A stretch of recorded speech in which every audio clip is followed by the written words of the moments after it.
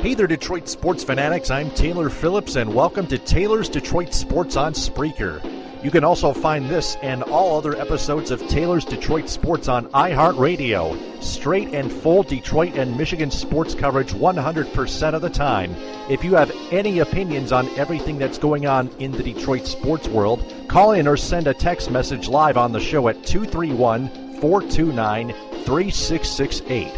Also, you can add me on Facebook as Taylor Phillips, online at facebook.com/TaylorGatorPhillips14. Like my Facebook page, Taylor Phillips' Detroit Sports page. Join my Facebook group, Taylor Phillips' Detroit Sports Group. And follow me on Twitter at DT2Phillips with 2 L's.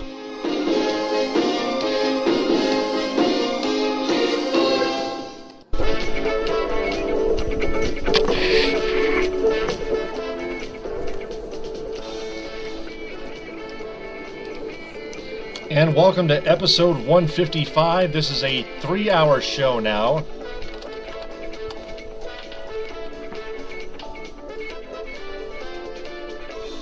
I'm Taylor Phillips. Also find my website, Taylor's Detroit Sports blog at taylorsdetroitsports.com.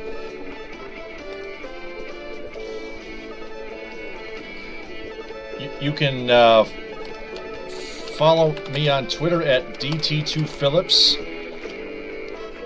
Also follow me on Google Plus as Taylor Phillips.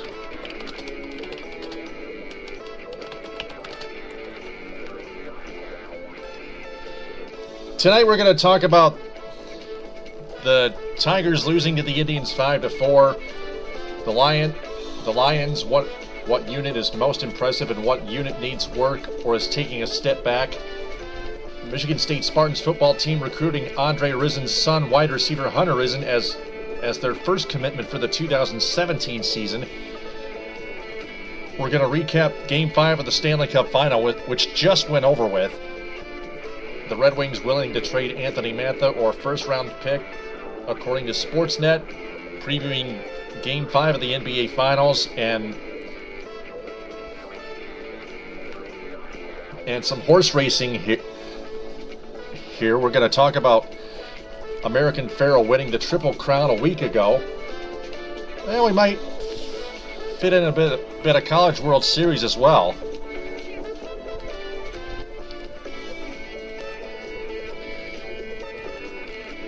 Joining me on the line is new co-host Carlos Martinez. How you doing, Carlos? Hey, what's going on? For future references, why don't we just go with Los? We'll make it a little less formal. What do you want me to call you, Mr. Phillips? What's that? What would you like me to use for you, Mr. Phillips? You can just call me Los. Los? You don't have to go into L-O-S. Okay. Los. Okay. Yeah, how about yourself? What would you like me to call you? Taylor. Taylor, all right. How you doing, Taylor? Good, how about you, Los? I'm having a fantastic night. All right. A little bummed about the Tigers. Yeah, it was a close game. Justin Verlander pitched great, but the bullpen blew it. Have we ever seen that before? Is that anything new? Doesn't it feel like Groundhog's Day? Well, why don't we just describe it more professionally? Tigers went out to a 1-0 lead. Then let me summarize. Let me check out the summary here. Go to the MLB.com @BAT mobile app.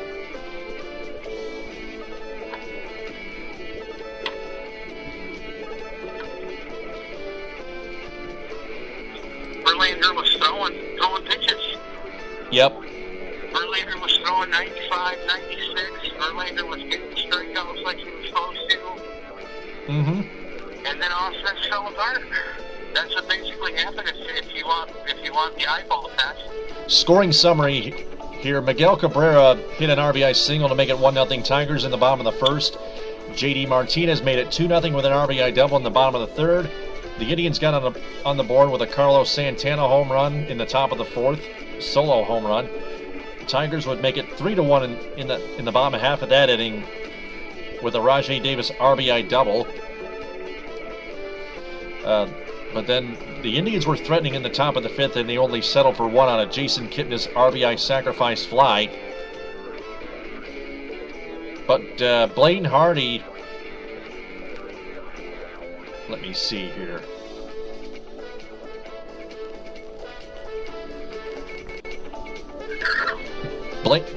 Brad Ausmus put in Blaine Hardy to start the top of the sixth, and Blaine Hardy gave up 2 runs. Both of them charged to him on a David Murphy triple and a Jan Gomes RBI triple and a Jan Gomes sacrifice fly.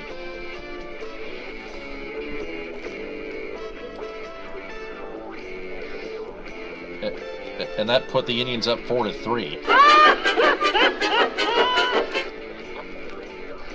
The Indians would add another on a Jan Gomes RBI double off of Al Albuquerque.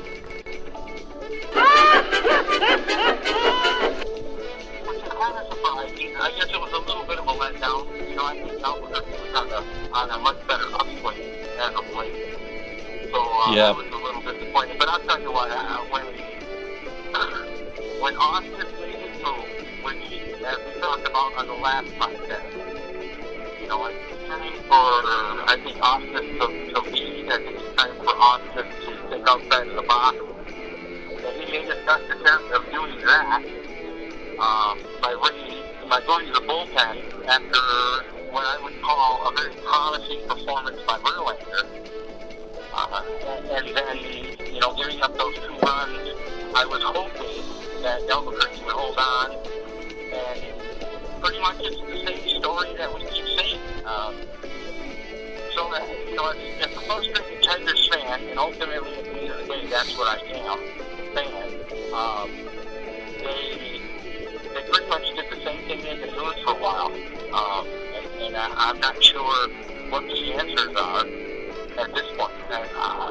I was really under the impression when the game started and I saw what I saw from Verlander that he would lift these Tigers and we would see a much better performance team-wise from the Tigers. But that obviously wasn't the case. Again, it's baseball, it's the grind, but we're just talking about this particular baseball game. It left me wanting terribly.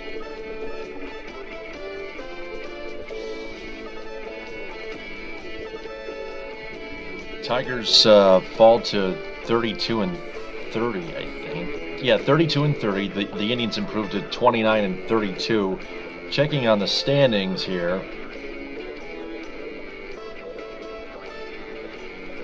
Come on, load up.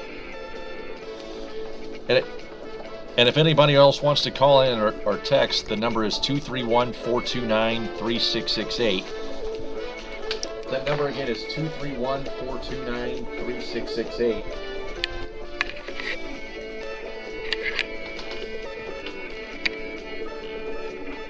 Tigers are now 3.5 games back of the Kansas City Royals,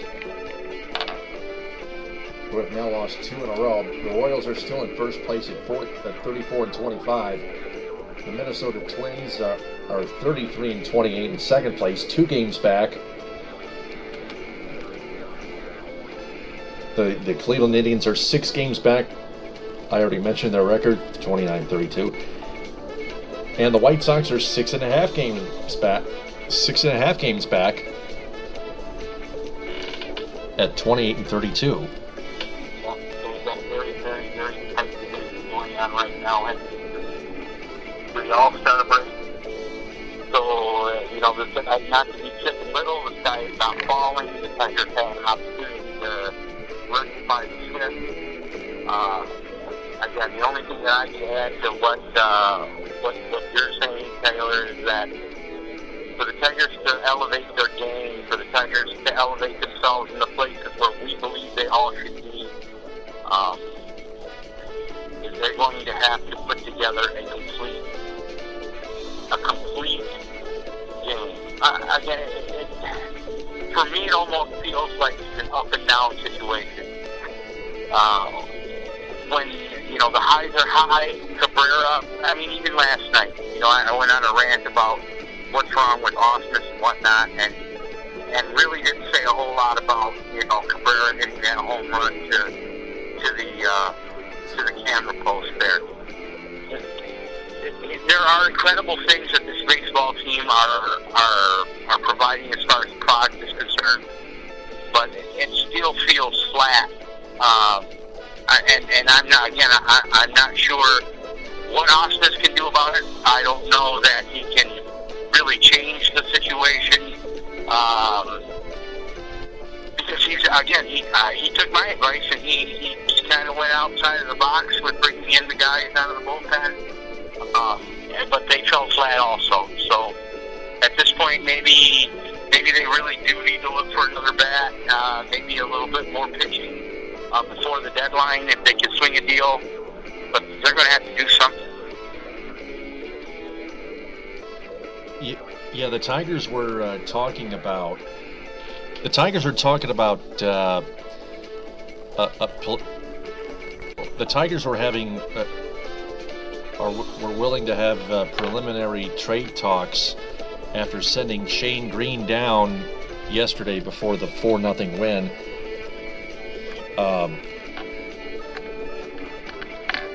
Who do you think the Tigers should trade for? That's the tough. I don't really know if there's anything out there that I guess that's the anomaly of this particular baseball season. When you look at this baseball season in its entirety, and all of the teams, there isn't really anybody hanging around out there that has anything that doesn't have any hope.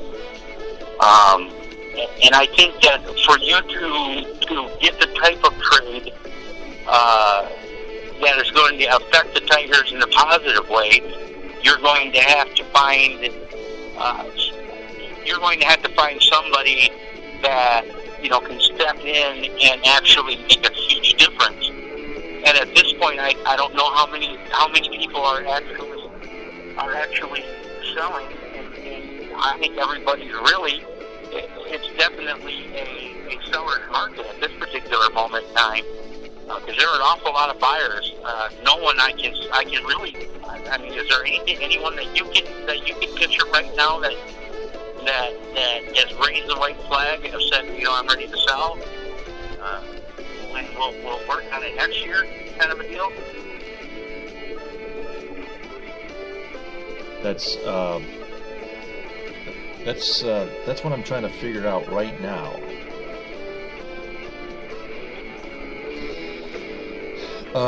Let me see here. There was an article. Sure.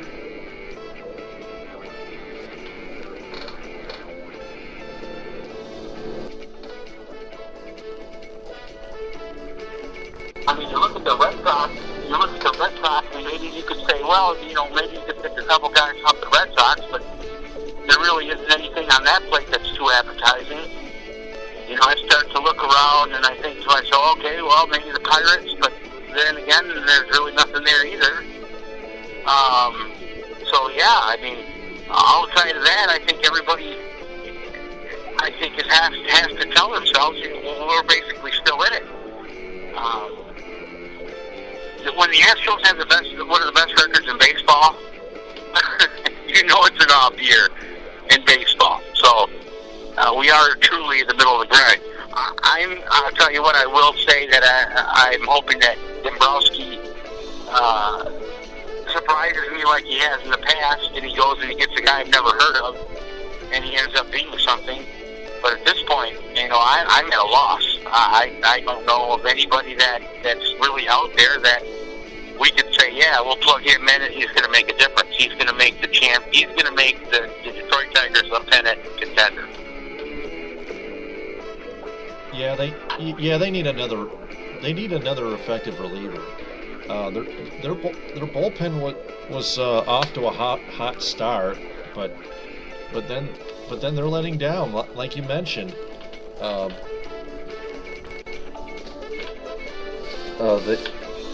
The past 7 to 10 games or so, I would suppose the bullpen is starting to lack a bit, but the starting pitching is still a concern.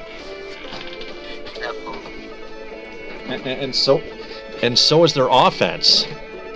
They continue to not produce much.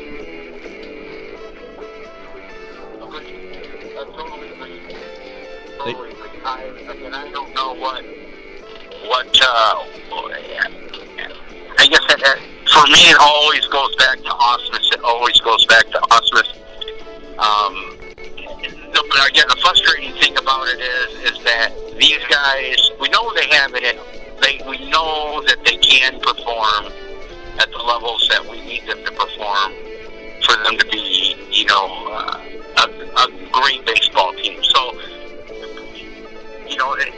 it's not like as a fan we're all sitting around with a strategy of hope. Well, we hope that they can do this, or we hope that they can do that. We've seen them actually do this and do that. Again, the only thing that I can really put my finger on as far as what has changed for the Detroit Tigers since the start of the season is the fact that the body language has changed. I guess the attitude has changed. And we're still being teased because even after the 4-0 victory that we had yesterday, it seemed like, they were off to on a high note, or this may be something that can turn it around, kind of give them a little momentum. And then you see the same old situations pop up again as we saw today.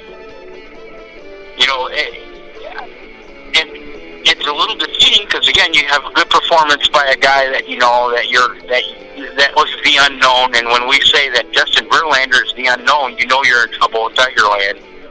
But Justin Verlander answered the bell. Justin Verlander came in. He did what he was supposed to do. And for them to for Osmus and his managerial decisions to let down the way they've let us down, it's just, again, it is what it is. I don't know, again, what is your insight on who they should, who do you think they should take? Well, there are many options out there. I know Cole Hamels would not be a good idea. He has struggled. Well, we don't need to struggle. Yeah. It's got to be, it's got to be a guy. It's got to be a guy on a team where, for example, the Red Sox. It's got to be a guy that stands out on the Red Sox roster. Now, again, I don't know what does Detroit have to offer. Is there any prospects that we could possibly send to somebody to I guess it's a rock and a hard spot for Dombrowski, so to speak, when you really sit back and think about it. What do we have in the coverage to offer for really anything of value? I'm not sure there's anything there at this point. Again, every time. My thoughts exactly. Every time we enter the conversation with the Tigers, it ultimately circles back around to Austin. It's like you have to work with what you have.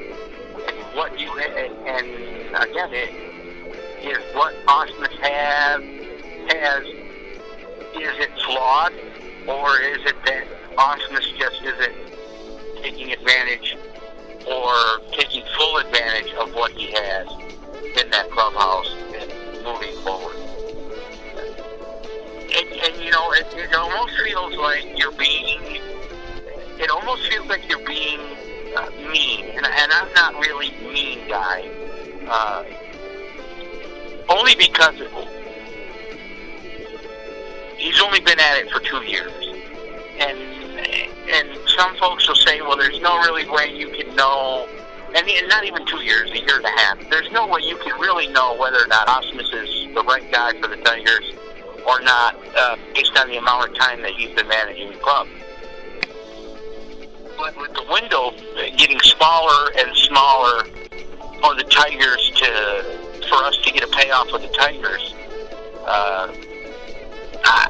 I guess that's where the frustration comes in on a lot of levels, and the doubt begins to creep in. As much as I want to sound upbeat about the Tigers, and again, I will stick by what I said. Listen, it's a tight division. When you're 2-3 games out from first place, it's not the end of the world. You know, we could be 10 games out by the All-Star break and still have a chance to make the playoffs, and really that's all you can ask for in baseball is a chance.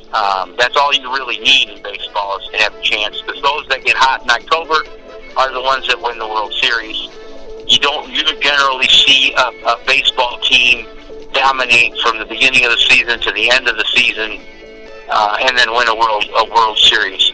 So, again, it's almost like it's almost like a sandwich without mayonnaise on it. It doesn't taste like anything. It almost seems like we're going through the motions with the Tigers.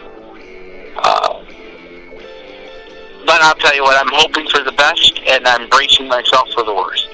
That's where I'm at with the Tigers. So, moving on, Kyle Ryan will fill in Shane Green's slot, but the Tigers could seek a starting pitching upgrade. This is what I just found. Hang on a second.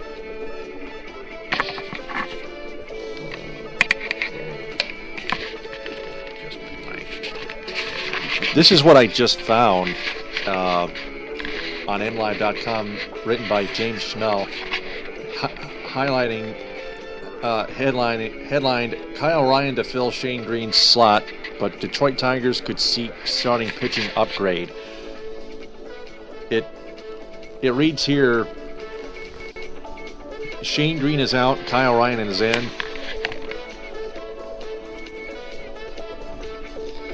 And we have Justin Spiro commenting on here.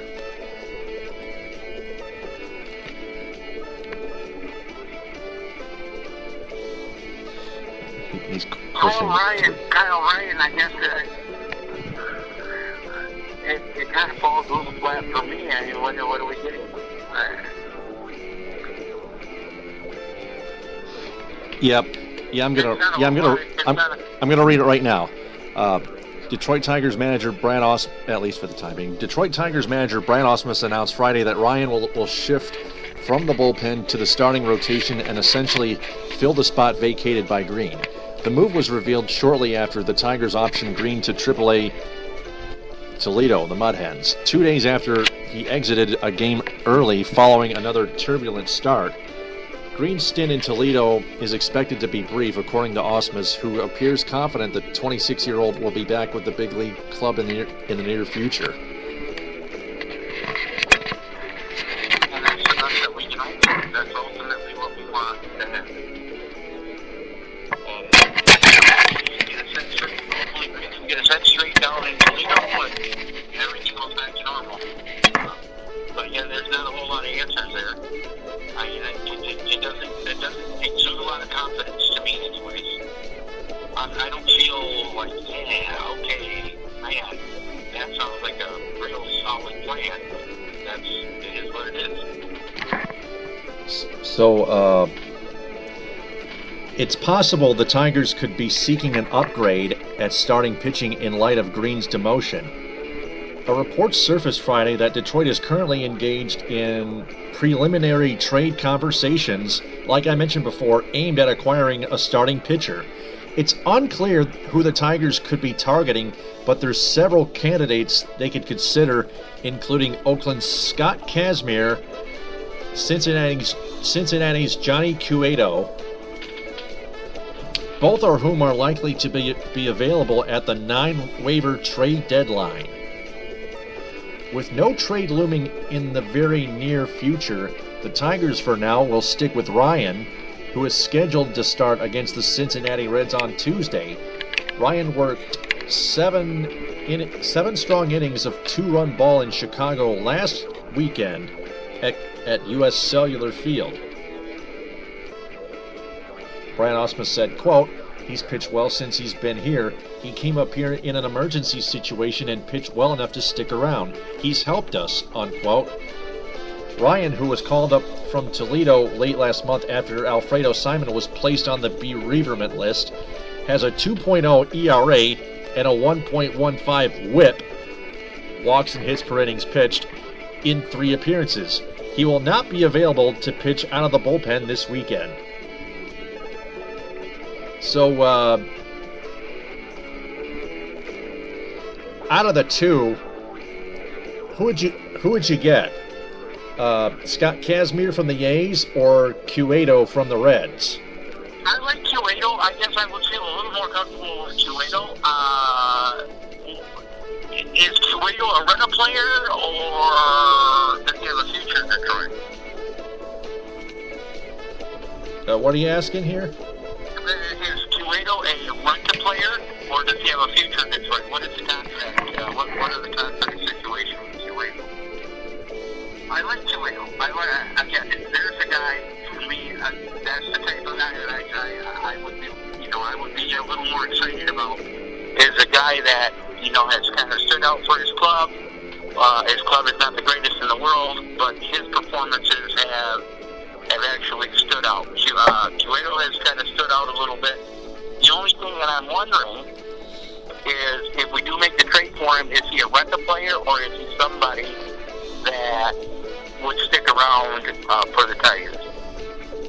If not, then I'll take Kashmir if we're just talking rental player. If we're just talking about a guy that's going to be here for 1 year and for the season, and then he's off and in either arbitration or free.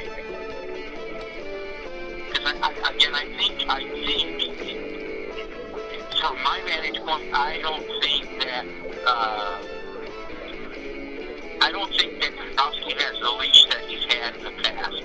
Again, I do think the checkbook is open for the Detroit Tigers, but I don't necessarily think that it's as open as it once was. Again, a lot like the playoff hopes or the championship hopes for the Tigers, that window is closing. So that checkbook is getting smaller and smaller and smaller an opportunity for you to go out and win. I think Dombrowski feels the pressure that he needs to win with what he has and what he's spent before he goes out and spends any more money. So I would take experience over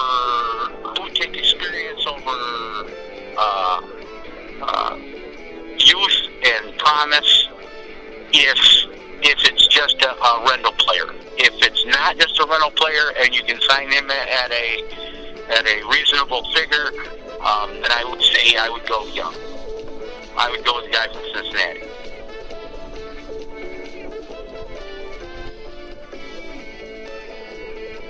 Taking a look at Scott Kazmir's numbers right now,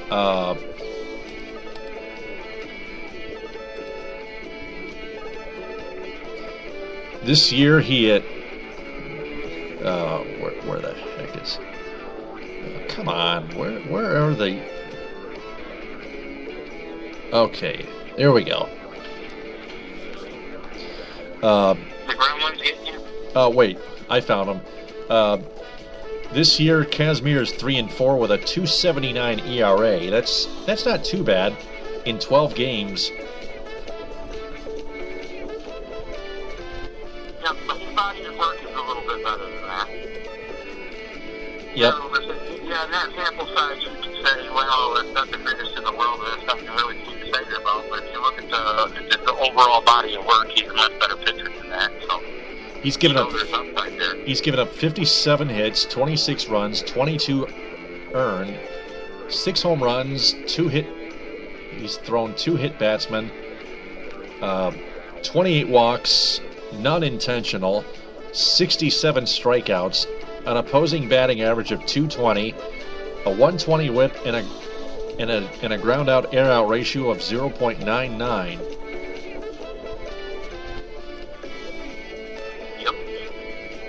He has a career ERA of 4.01.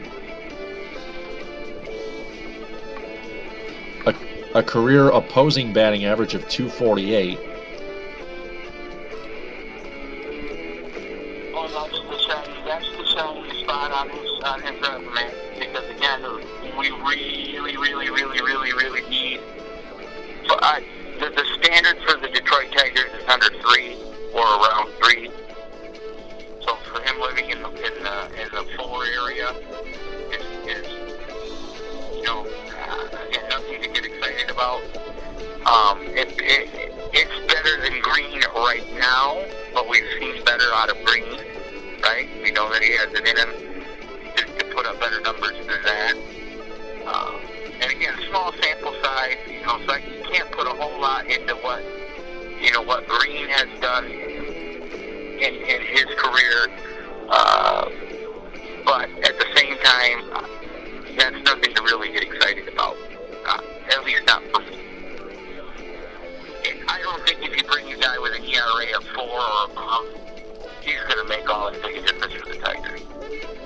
Now looking at Johnny Cueto's statistics, he's 4-4 with a .285 ERA in 85 and a third innings, 67 hits given up, 29 runs, 27 earned, 9 homers, 3 hit batsmen, 14 walks, 1 intentional, 82 strikeouts, an opposing batting average of .214, a whip of 0.95. That's impressive, and a ground out air out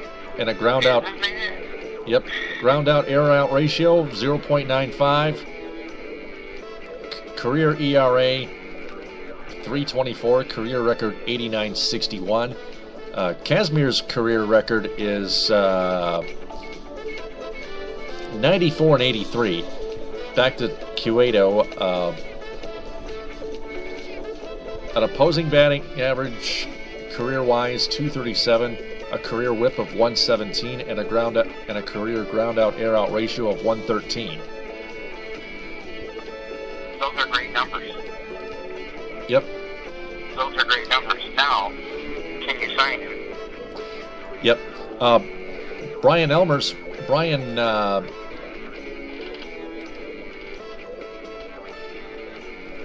he's young. Yep. Brian,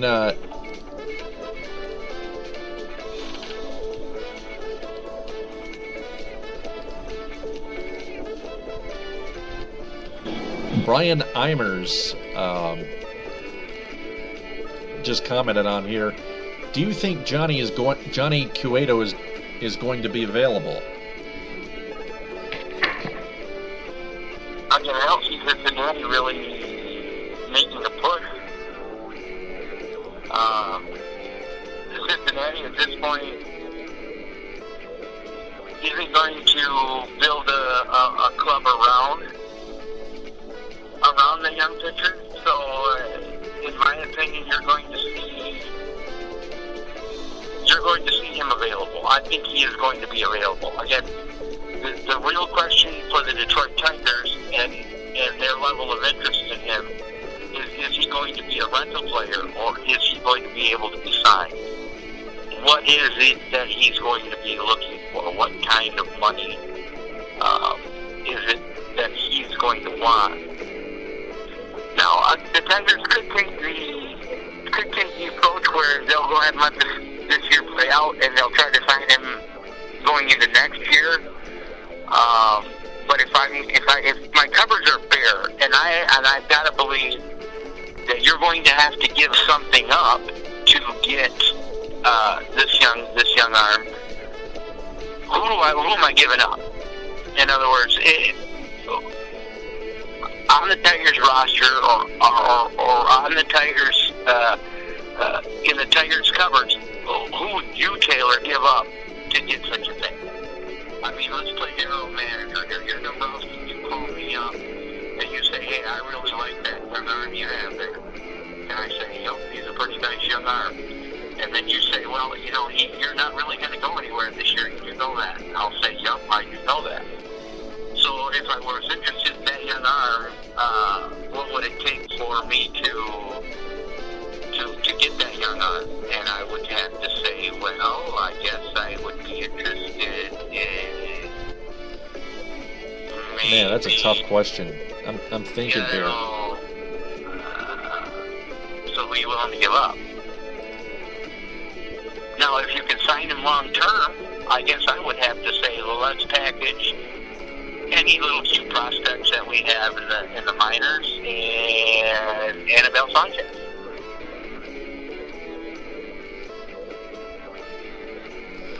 Well, Is that deal? For Annabelle Sanchez, you mean? Yeah, if you could, I'll give you my young arm. I'm the general manager from Cincinnati, right? Yep. I'll give you my young arm for one cute prospect that you have, and one or two cute prospects that you have right now in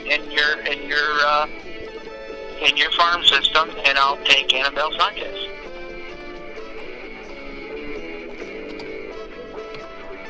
Yeah, that would be great. You'd make the deal? Yep.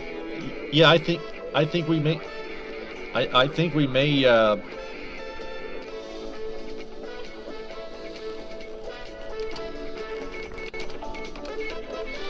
Yeah, I think we may work something out if we were the general managers for the Tigers and Reds. That would be the $4 million question. Now, some people would say, well, how could you possibly give up on that? But, it's again, like we spoke of yesterday, it is not show friends, it's show business. And if you're not producing, not at the level that you're supposed to be producing, you'll have to go. And that's just the way it is. Do I think that is possible? No. Am I giving up Sanchez if I don't serve, if I can't sign, Brian Eimers agrees. And I'm having trouble getting you here.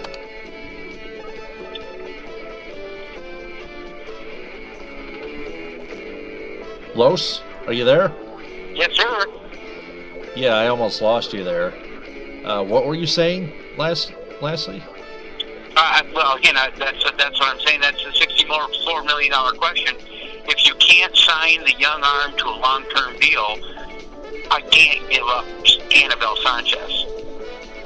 In other words, there's many slips to a cup and a lip when you're talking about these trades that the Detroit Tigers would be faced with to try to rectify the pitching staff.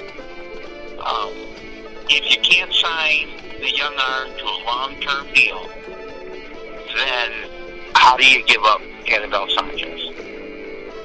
Yeah, that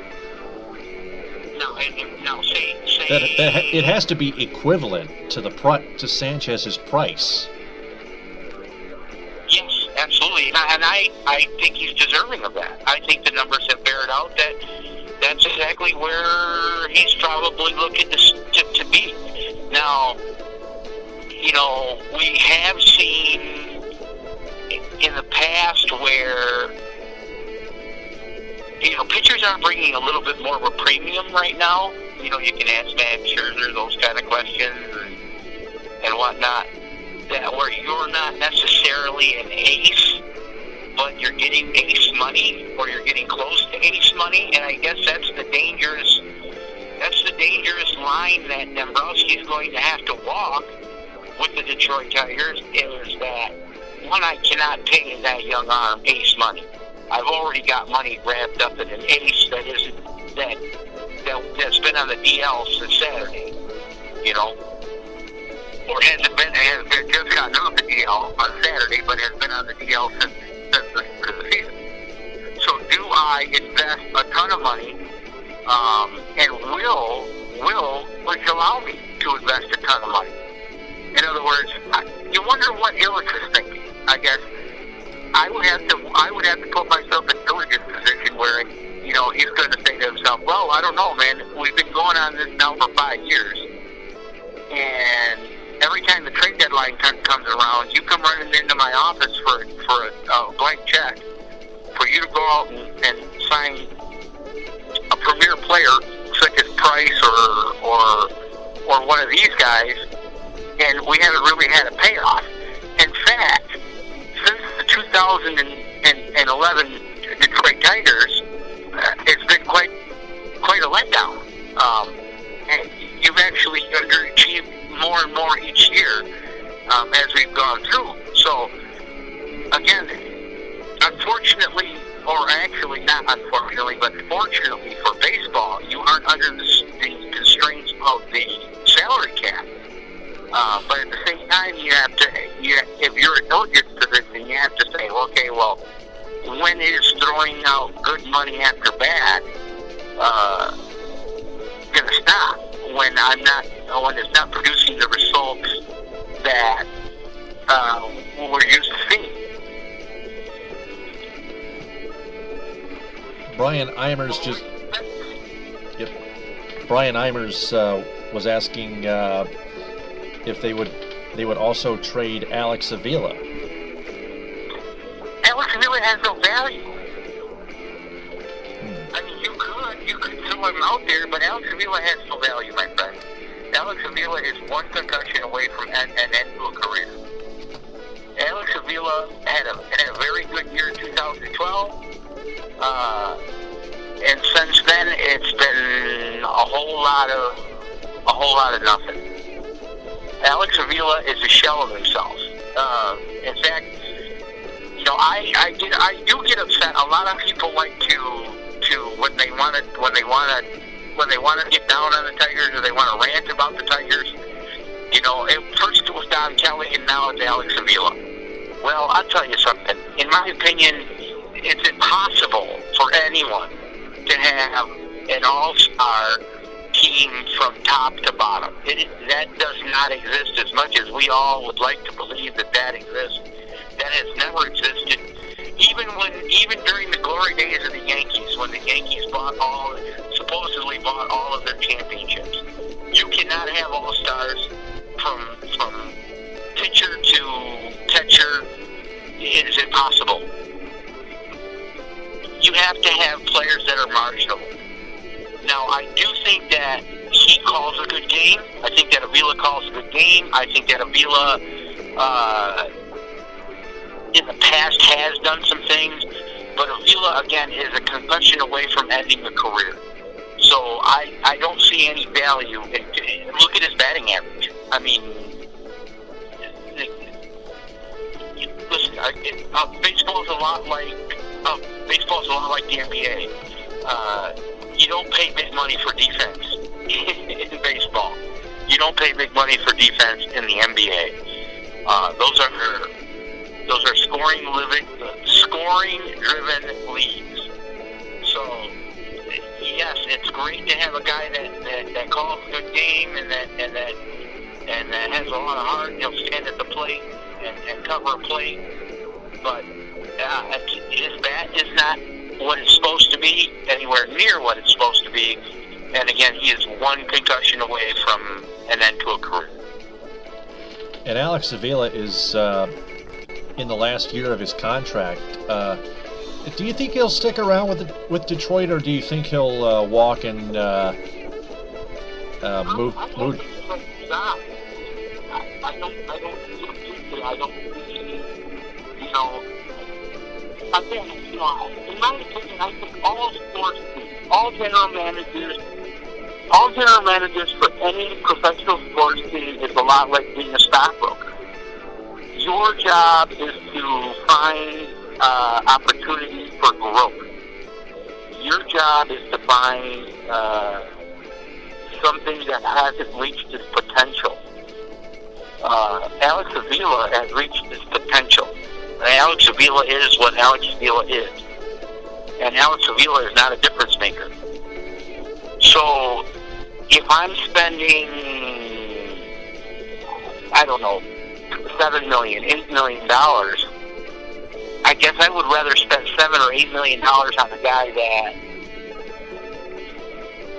could become something more, or could become more valuable than $7 or $8 million, than to spend my money on a guy that I know for sure is going to be worth less than $8 million when, I mean, you sign him for what, a 1 year? You sign him for what, a 2-year? And at the end of it, and then you're rolling the dice, saying, well, okay, if he continues to digress as we've seen, if he keeps trending downward as we've seen, what am I getting for the $8 million? I'm getting less. So how does that make me right? You know, man, not bad. So no, I hope he moves on. I know that the family in the front office, and a lot of people will say, well, there's nepotism there involved and whatnot because he should have been gone a year ago. I don't necessarily believe that. I think that, again, I think that there's a chemistry there. I think that a lot of times people will say another, not an excuse, but an analogy or a viewpoint of it is that, well, you know, he has a very good rapport with guys like Verlander. He has a very good rapport with guys like Price when calling a game. So, is there value there? Yeah, I guess. But is that to say that they can't quite get that same rapport with somebody else, or somebody again with the future, or a trending with an arrow trending up as opposed to an arrow trending down? I don't think that's enough of an excuse to hold on to Avila, in my opinion. And if Avila leaves, how will his father, the assistant general manager, Al Avila, react to it? What does he do? He's a professional. You know, he counts his blessings. His son was in the major leagues. His son, you know, it isn't like his son's is going to get on welfare after he leaves the Tigers. I mean, again, I respect family. I think that family is extremely important. But again, business is business. You're talking about the world of sports, and I guess he shouldn't feel too bad because it's not Avila's father's money that he's spending. It's Mr. Illich's money that he's spending. So I guess he doesn't really. It doesn't really matter how he feels. You know, ultimately, I'm sure he feels bad that it didn't quite work out, and I'm sure, being a father myself, that he had, you know, visions of, you know, his son bringing home World Series to Mr. Illich, and, you know, everybody having a parade in downtown Detroit, and being 1984 all over again. But I don't think that's in the cards. So, as a professional, I'm sure he realizes that, and he'll wish his son best. And to be honest with you, I'd be curious to see if anybody else is willing to take a whirl on Avila now. Okay, tomorrow's game starts with Alfredo Simon versus Corey Kluber at 1:08 on Fox Sports Detroit and 97.1 The Ticket in the Detroit Tigers radio network. Your prediction? Well, I tell you what, the Tigers have spent a lot of emotion. Again, it's really hard for me to look at this team and give a confident prediction. I just say that the Tigers win. It's pretty. As of late, it seems like their trend. It seems like the trajectory that they're on: lose one, win one. You know, again, after Price did what he did, playing that complete game, and you know, going all 9 innings and getting the win, I think they're out of that funk. So I'm not really worried about, you know, back-to-back losses or this being a long losing streak. But there isn't anything that I think.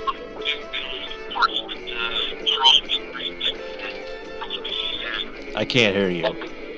I don't think there's anything in the 4-0 victory or today's game that's telling me that, yeah, the Tigers are on their way and everything is fine. I do think they'll win tomorrow, but again, I think they'll lose the game after that. Until I see until I see those bats come to life. Until I see those bats come to life, I'm going to say it's going to be an up and down ride. Today was down, tomorrow should be up. We'll win that one, but it's anybody's guess after that. Oh, okay. Let's see. We're gonna take a break, a 2 to 3 minute break here. I have to take a 2 to 3 minute break. I'll be right back. You gotta give me about a horse, right, Tyler? Taylor. Yeah, we're gonna talk about Pharaoh winning the Triple Crown at the end of the program. Yeah. So I'll be right back. Hang tight.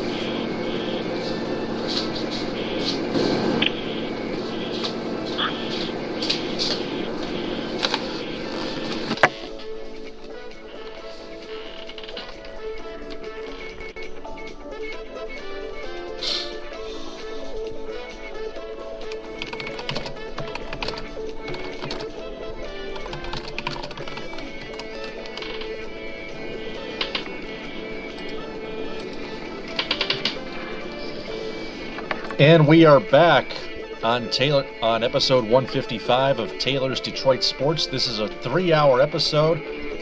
I'm Taylor Phillips with Carlos Martinez. You can also a reminder, you can catch my all my episodes of Taylor's Detroit Sports on iHeartRadio and SoundCloud.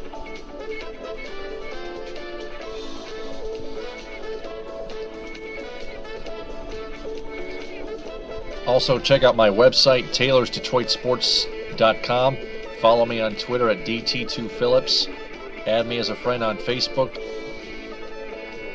Taylor Phillips. Like my Facebook page, Taylor Phillips' Detroit Sports page. Join my group, Taylor Phillips' Detroit Sports Group. So Brian Eimers predicted the Tigers are going to win tomorrow, and then they get a series against the Cincinnati Reds. They should sweep them.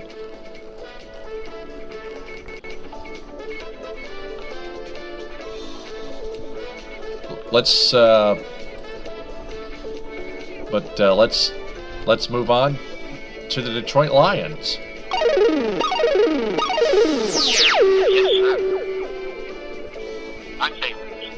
Yep. We were going to discuss what unit is most impressive on this team and what unit needs work or is taking a step back. First off, I want your take on each of these units. What's most impressive to you, and what unit needs to take a step back? Well, I'll tell you, as far as the offense is concerned, I would have to say that so far, and now this is on paper, I would have to say the offense is the unit that has impressed me the most.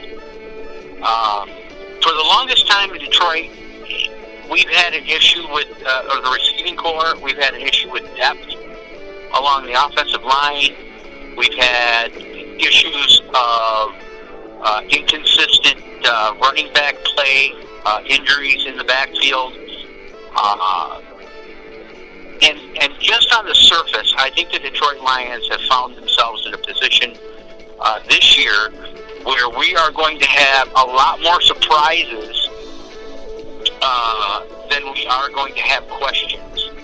And what I mean by surprises, I think that, when we drafted Larry Warford in the third round, and he had a stellar rookie season, I think we're going to see something of that ilk with Tomlinson. I think that Tomlinson is going to come out and really solidify that guard position.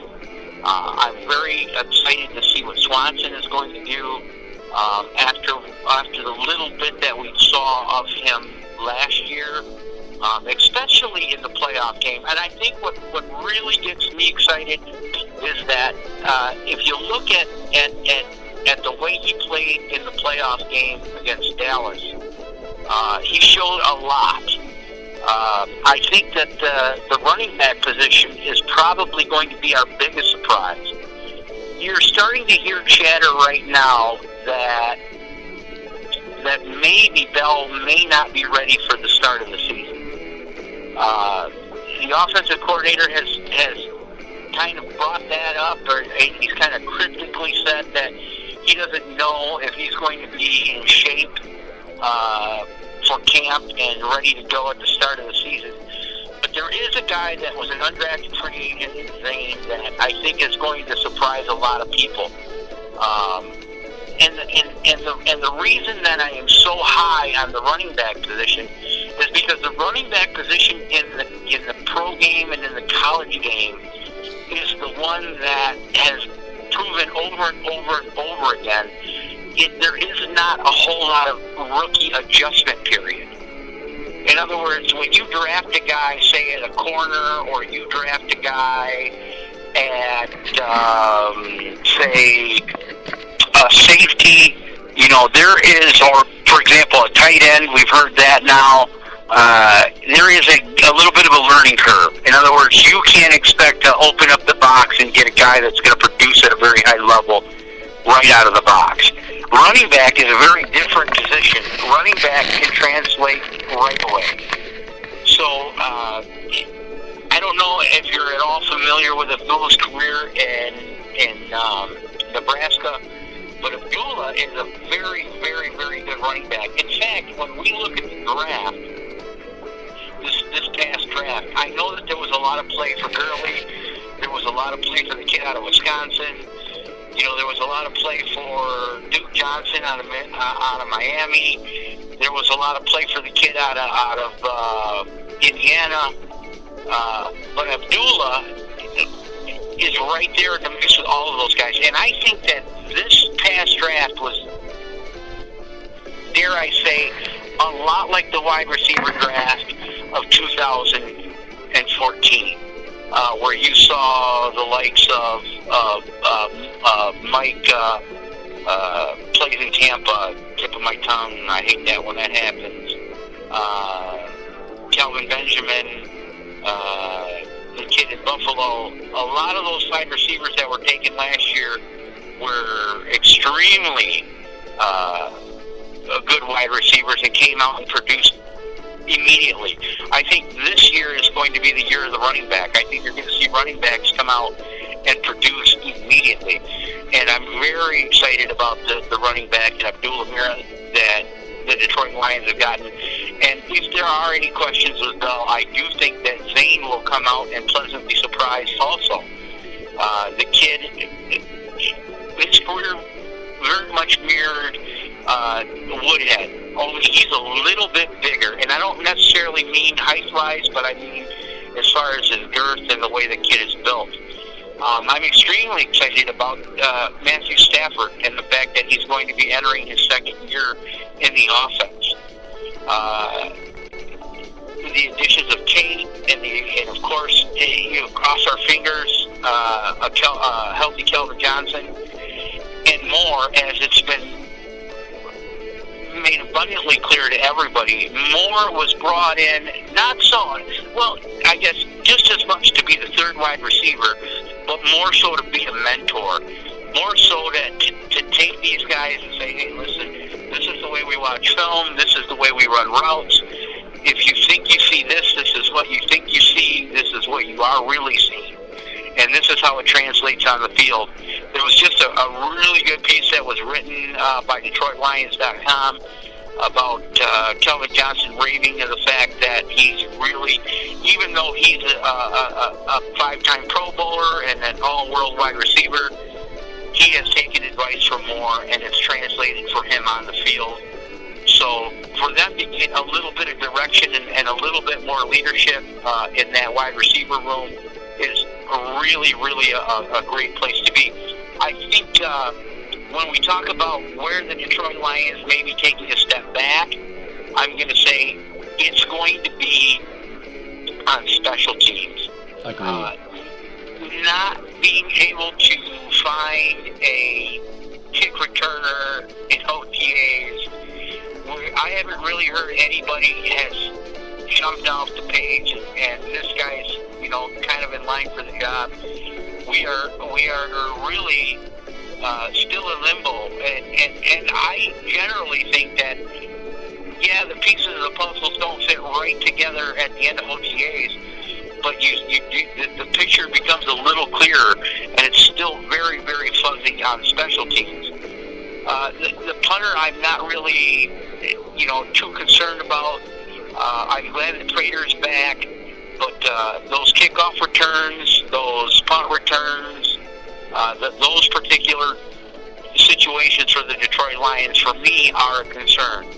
I'm hoping that somebody steps up and is able to fill that role, and I'm hoping that it isn't Abdullah. I'm hoping that it's not Amir Abdullah.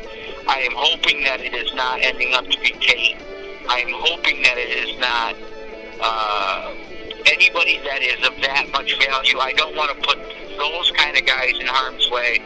I'm really hoping one of the younger guys steps up and takes that position. I'm almost in the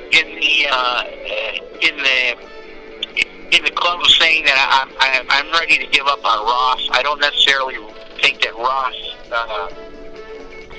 has shown. I think we've seen Ross. I think we know what Ross is all about. Now, I do remember that game in Philadelphia in a snowstorm when Ross did some outstanding things, did some amazing things. And again, we fell short in that football game. But since then, I haven't seen anything. And really, prior to that, I really didn't see anything that I would say that would tell me that, I feel confident going forward with him. So the one place that I see that there may be a step back, or we still really haven't made headway, it would be in that return game. I'm hoping that one of the younger guys steps up and maybe shows us something something of promise there, and I'm not seeing it. Okay, Brian Eimers says, commented, our running back is going places.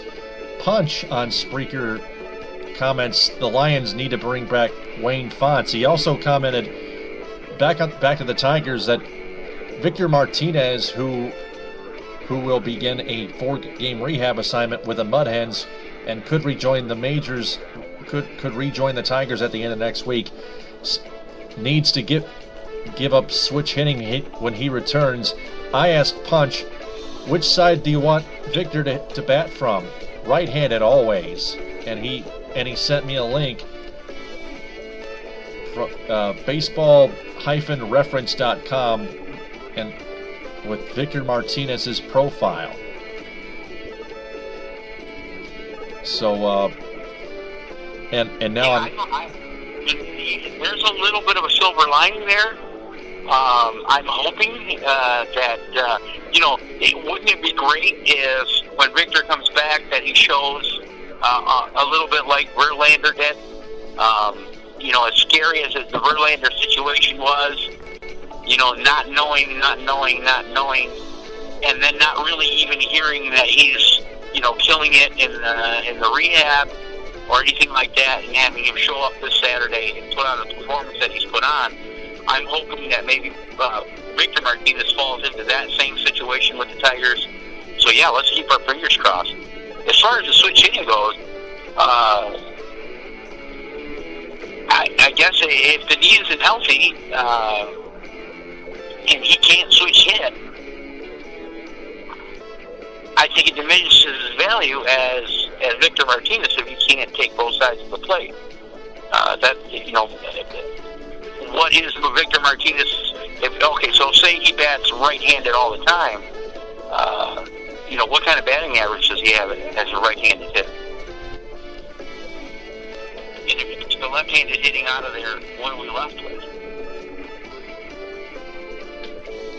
As a right-handed batter against lefties, he's hitting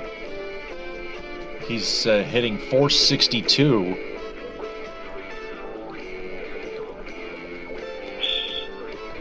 Against lefties. Yeah, against lefties he's batting. Yep, he's batting .400, and against righties, what's he batting? He bats left-handed against righties, and he's batting .141. Okay, so if he stays right-handed against righties, because he's not going to see. You follow my logic there? Yep. I mean, it's a no-brainer, right? That Oscar, all he has to do is open up the baseball book. Let's see, if my guy's hitting .400 against lefties, or against lefties, bat right-handed, then maybe we should have bat right-handed. But if he's going to bat right-handed against right-handed pitchers, then what? I know, right? You're going to be able to hit both sides of the plate. I mean, that's what makes it Victor Martinez. Yeah. So, yeah. I guess in a perfect world, he comes back and the rehab worked, and now I don't think that. I think it's a pipe dream if we're all going to sit around and say, well, Victor Martinez is going to be ultimately helped, that he's going to be able to hit right or he's going to be able to hit left. I think that's a pipe dream. And he's going to be perfect and completely healthy. What I do want to see is, I don't necessarily have to see 100% healthy Victor Martinez. I need to see a functional Victor Martinez. Before Victor Martinez went on his rehab stretch, you could see he was hurting. You could see he couldn't make it to first base, even when he got a hit. So, I need to see a functional Victor Martinez. I need to see a Victor Martinez that can make it to first base. I need to see a Victor Martinez that, when the opportunity comes and he needs to run the bases, that he's able to do so.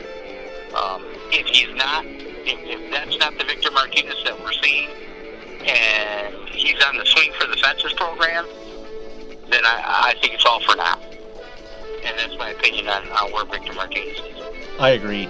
Punch just commented, V-Mart hit well against right-handed pitchers as a left-handed batter last season, so maybe the injury was and is the issue. And Brian Eimers... Yeah, what are your thoughts? I said no question. And there's no question about it that the injury is the issue. There's no question about that.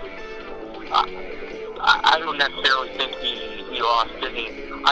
Again, when you're batting left-handed and you have to plant that knee and you have to sink those hips and you have to swing at that bat and that wheel isn't working, it's evident that it is no doubt in my mind that the reason that he's having trouble batting left-handed or right-handed is because of the wheel, because of the knee. That is because of the injury. So, again, the best that we can hope for in this situation is that he is a functional. Again, if anybody out there believes that Victor Martinez is healed or he's coming back 100%, that isn't the case. What we need is a functional Martinez. If he can run the bases, if he can get to first, if he can sink his hips, load up on that knee, and swing that bat, we have something. If he can't, then we really don't have anything. Back to football. Brian Eimers commented that Jeremy Ross needs to be tossed, and they need to use someone else to be the kick returner. I asked him, who do you think should be the kick returner? He answered Riddick. And who was that new wide receiver that he signed from the Saints? I answered Lance Moore. Yes, Lance Moore, he said. Use him. Lance Moore's a little long in the tooth. I think Riddick might have Riddick may. You know what? As far as who they should use, if we're talking about a good idea, I guess I'm with you on Riddick. You know, I don't think as much as we've heard about Riddick's talent, it really hasn't shown in the season. You know, last year when the new regime came in and they began to implement the offense, you heard during all of camp and all of OTAs, you know, Riddick is he's a playmaker. The guy is fast. The guy is a lot of things. But when it translated to the season, when we got out there and the games counted, I didn't really see that from him. But I don't believe that this regime just puts out everything is awesome stories. I don't think they necessarily just put out there, well, you know, it's all good, and I think that everybody's great and everybody's catching. I think they've been very honest with us. In fact, if you paid attention last year with Fairley, they took a very different route from the Schwartz regime, where the Schwartz regime protected these guys. You know, when Fairley came in overweight, Caldwell had no problems at all, saying, "Hey, you know what? You're overweight, Bubba. You're going to be riding on your second unit now. You're a backup.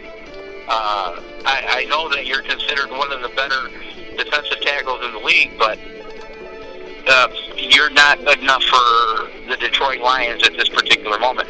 Our standards have changed." So I believe them when they're telling me that Riddick has a lot of talent and that Riddick is a very explosive player.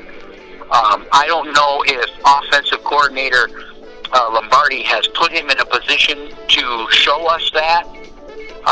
But yeah, I think that if they are able to afford him the opportunity as a kick and punt returner, I would love to see him succeed in that situation. And of the two guys that you're talking about, I think that he would be more suited for that. Lance Moore is an okay punt returner. And Lance Moore, again, you know, is long in the tooth. And I know I've said, hey, you know, as a general manager, you have to be very careful when you're talking about value. But if you take a very close look at what the Detroit Lions have invested in Lance Moore, they have the league minimum. He has no guaranteed money. All they pretty much promised him when they signed him for the year is an opportunity. And I think the opportunity lies more as a third wide receiver than to take the chances of playing the special teams. Because as we've heard many times, you got to be special cat to play special teams. That is not for the faint of heart. Everybody's running full speed and is trying to take your head off. So I don't necessarily think that would probably be the most prudent place to put Moore, especially as much value. And then when I say value, based on what we're paying him and what he has to offer the club, I don't think it's in the best interest of the Detroit Lions to put him in that situation. Yeah, I would have to keep Lance Moore in the wide receiver position too. He's old. He's some may say he should he should be put in the punt returner position along with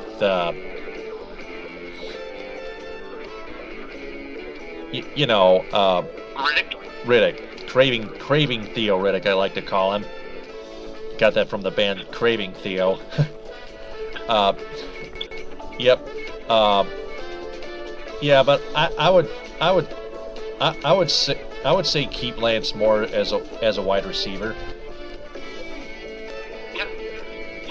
As a third wide receiver. In fact, to be honest with you, if you want to take a chance, I think that I have a feeling that he's going to show this year, and one of the reasons that Lance Moore is going to show this year is because of the fact he brings experience. He has experience in the offense, so that's going to be his leg up.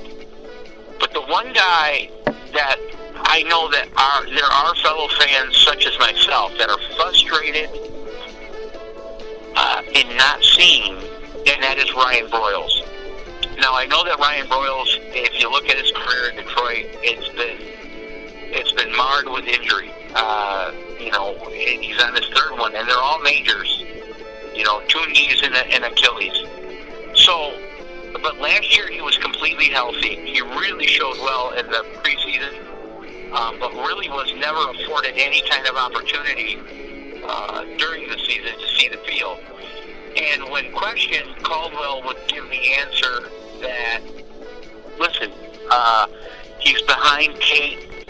They're the same guy. They play the same position. There are only so many guys that can put out on the field. And I'm almost hoping. Now this is speculation on my part. There's nothing that I can point to say that this is true or not. But this is speculation on my part. I think that Caldwell is saying those things publicly, protecting Broyles, allowing Broyles to get truly 1 year healthy, 1 year solidly removed from his injuries, and maybe he might be a guy that we could look at in a punt return or a kick return situation. But I would sure like to have him have an opportunity to see the field also. So there is an opportunity, I think, for Broyles to be that third wide receiver. Again, the value that Moore brings to the table, I don't necessarily think is in pure production. But at the same time, to stay consistent, I wouldn't put it past him to produce. And reason being is because he is familiar with the offense. He is familiar with the situation, and it's a very good situation for an old guy. At the end of the day, if you sit back and look at, well, what are we talking about? Well, we know that Calvin Johnson is going to see at least a double coverage, most of the time triple coverage. Tate has proven himself to be a guy that you're going to have to keep an eye on, because if you don't, he's going to hurt you. So I think that Moore's going to see a lot of single coverage. I think Moore's going to see, usually when he's playing a team, he's going to see the weakest link as far as the coverage is concerned in the quarterback situation. So I think he will produce. I think he will be extremely effective. But I see an opportunity again where we were talking about Avila. Where do we got? Do we got a guy whose arrow is pointing up? Now, there's an argument that can be said. Broyles is not. His arrow is not pointing up. He's been injured quite a bit, and can he come back? I'm pulling for the guy. I hope he can. As good attitude and as hard as he work, I think he deserves for good things to happen to him. So I'm really hoping that Broyles gets an opportunity. And hey, if it does work out and he is healthy and he can come back, and that's a lot of ifs. But if all those things do come together, I think there's an opportunity for Broyles to be that number 3 and Moore to be that number 4. And that doesn't diminish Moore's value at all to me. Again, I think he's going to be invaluable in the film room. I think he's going to be invaluable on the sidelines. I think he's going to be invaluable to Matthew Stafford, understanding, the options and the routes. I think he's going to be invaluable to Tate and to Calvin Johnson. So, yeah, it's a good problem to have, I guess. The Lions can finally say, that they have a good problem and that there are a lot of guys that could succeed. And we're not looking for anybody could be a number 1 or a number 2. We're talking about number 3s and number 4s on our offense. So that's the way I view that. Okay, first off, Punch entered in a few more comments. Lions should bring in Mike Sam as the head coach to decorate the locker room. Caldwell is fine as a head coach, and then they said the Lions should trade Matthew Stafford to the Denver Broncos for Peyton Manning straight up. Manning would love playing in Ford Field. Oh man! No, thank you. No, I'm all set there. Listen, you're never going to find a bigger Matthew Stafford fan than me.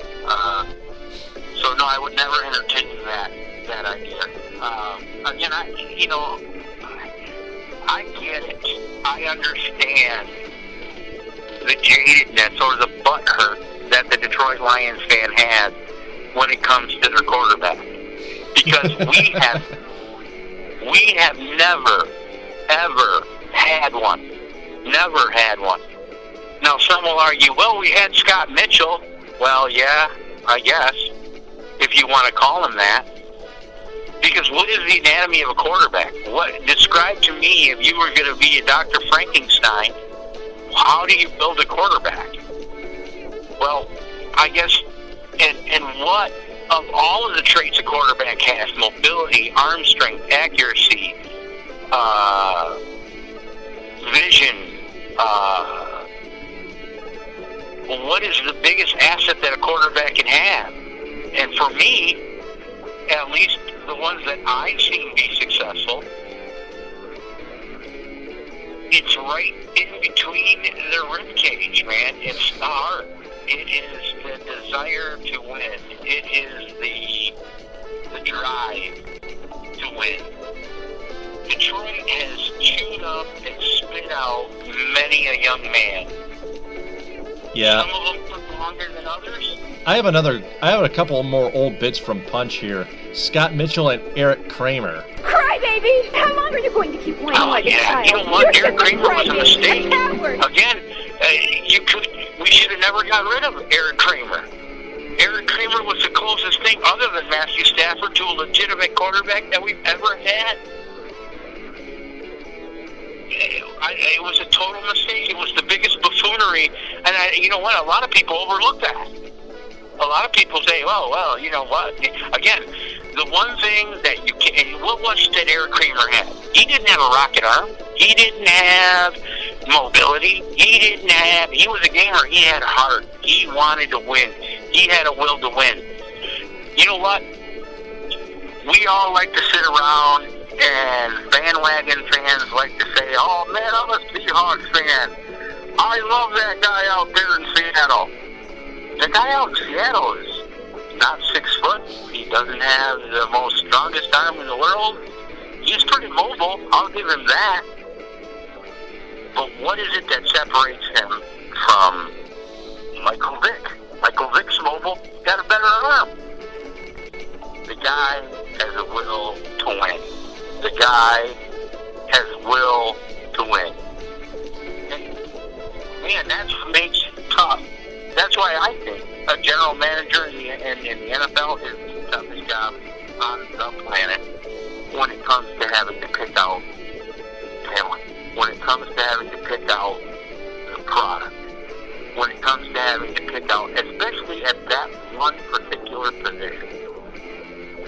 You know, we look at San Francisco, we say to ourselves, well, you know, when Harbaugh was there, the young quarterback in San Francisco was really tearing it up. He, a lot of times, people would say, is Pro Bowl material. He's a Pro Bowl quarterback. He's almost an elite quarterback. Now, we asked ourselves, after the whole thing happened that year with Jim Harbaugh, didn't he look like a different quarterback? Going into that season, the San Francisco 49ers go 8-8. Yep. And the quarterback play falls off. Wow. Because his heart wasn't in it. What changed? He's still the same guy. He can still run. He can still do all of those things.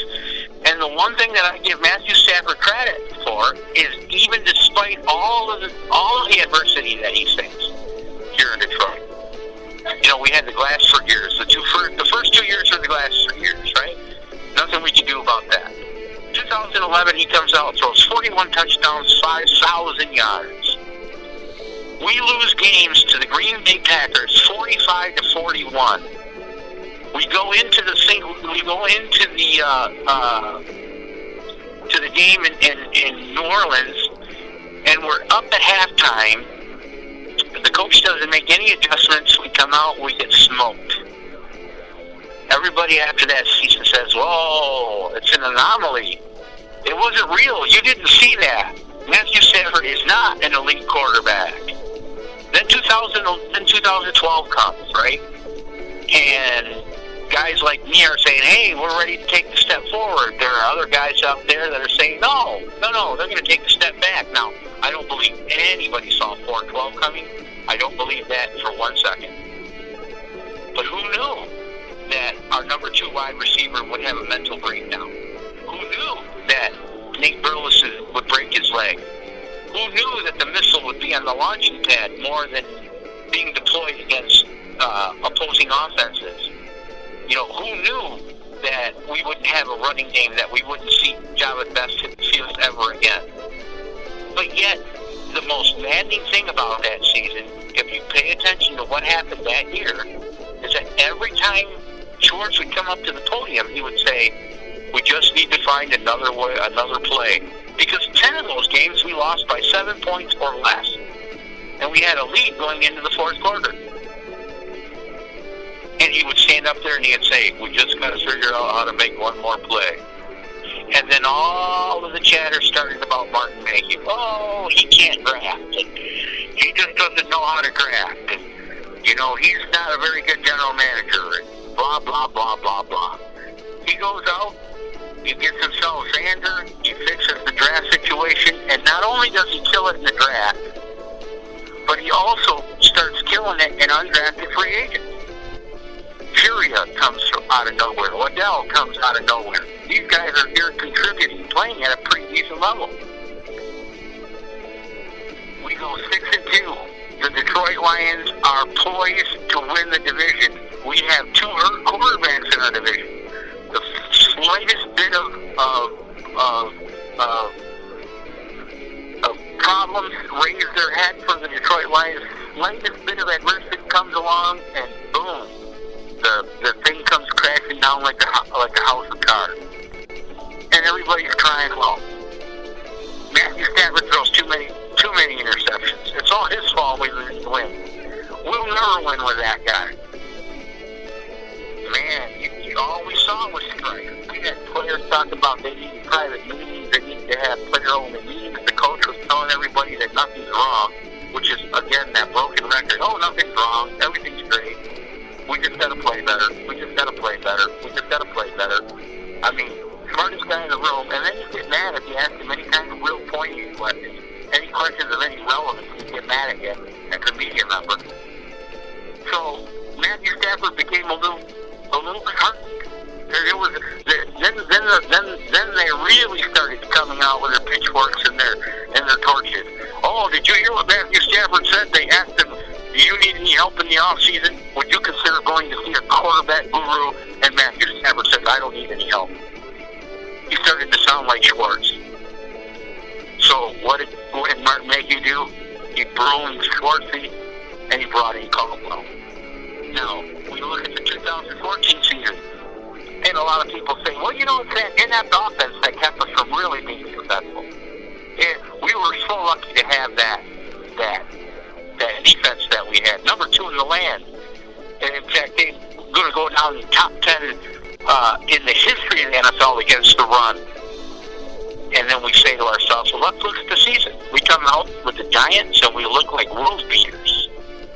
Right? Then we go out, we go to Carolina, and we can't kick a field goal. We can't make dropping fumbles. We look like the worst team I've ever seen in my life. We had a terrible showing. And I said, okay, well, let's see this is where we're really going to find out what Caldwell's all about. And we did. We ended up with a bunch of guys on the offensive line that weren't healthy. None of them played the entire year from being the bomb. You know, everybody was out at one point or another. They're being moved around and whatnot. Then you had Calvin Johnson, who wasn't there all the time, and then when he was there for some of the time, wasn't 100%. You had Tate the first year with Matthew Stafford. Basically, it was Matthew Stafford and Golden Tate. Reggie Bush was hurt most of the time. Even Bell was hurt. Didn't have the blocking to run the ball. According to the new regime, Pettigrew was a blocking tight end, not a catching one. Ebron never really came to fruition, and Pharaoh had an accident with his dog. He didn't break his leg, he hurt his ankle. Now, we start to see, now we'll go back to that 2012, right? You got the lead in the fourth quarter, but you can't hold on to it, so you lose 10 games by 7 points left. Matthew Stafford begins to turn into a game manager. They start to get a lead in the fourth quarter, run the ball, and salt out the clock. And everybody's screaming, well, wait a minute. This is a points league. The NFL is an offensive league. If you're not top 10 in offense, you can't win a championship. You can't be a great football team. Well, those are the same people that were crying when we lost those 10 games with the lead in the fourth quarter, and we couldn't put a game away. Now we learned to salt one away, and now it's Matthew Stafford just isn't good enough. Just isn't good enough. But now, people say, 11-5. That's the best we've ever been since the 12-4 Barry Sanders. That's the best we've been since the 12-4 Barry Sanders. And guess what? It's all the defenses. It's all only because of the defense. Well, I don't know about you guys, but I saw 4 games where Matthew Stafford had to take that team by the scruff and come back and win football games. And he didn't do it with Ebron. He didn't do it with Calvin Johnson. He didn't do it with Golden Tate. He was doing it with Fuller. He was doing it with Riddick. He was doing it with guys. He was elevating guys' games. So now you get the offensive coordinator who comes out this year, and he says, you know what, after studying Matthew Stafford for a year, we made a mistake. We have regrets. We're going to put him in a much different, we're going to take the shackles off of Matthew Stafford. We're going to let him go. Matthew Stafford is the best thing that ever happened to Detroit. And unfortunately, it's like abused children. They don't know any different. They expect the worst. The house is going to cave in. We aren't going to have enough money. We'll never get out of this situation. That is the mindset of some Detroit Lions fans. Now you'll have the other side. You have the cornbread eaters. Then it doesn't matter. During the million years, they swore to God we were going 12-4 and going to win the Super Bowl. But that's our lot in life. At the end of the day, Matthew Stafford's the best thing that's ever happened to the Detroit Lions. And I'm glad he's there. I wouldn't trade him for Peyton Manning. I wouldn't trade him for Drew Brees. I wouldn't trade him. And then everybody always says, well, you know, the problem is that he had one good year, and the rest of them have really kind of been floundering. And great quarterbacks, they raise their team and get more out of their team and win championships. Well, okay, we'll take the great Aaron Rodgers for an example. Okay, the great Aaron Rodgers has one Super Bowl to his name, and the one that he did win, he won with a what? A great team, right? Donald Driver. I mean, they had the number one defense the year that Aaron Rodgers won the Super Bowl, right? Yeah. Right. They did. Joe Montana had great teams when he won the Super Bowl. Peyton Manning had great teams when he won the Super Bowl. It wasn't that those guys somehow elevated a bunch of bums and made the Super Bowl winner. And so Matthew Stafford needs a great team. And I believe, and you can call me Slappy, you can say I'm eating the cornbread, I believe that Martin Mayhew is putting together a great team. He is really putting together a great team. And I admire him more so for the fact that he took a team.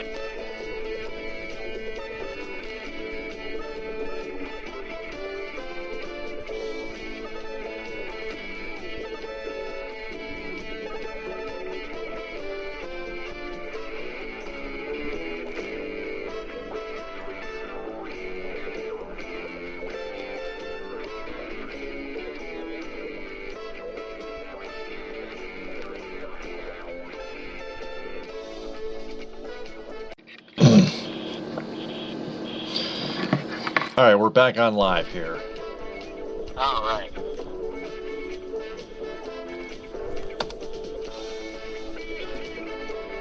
So,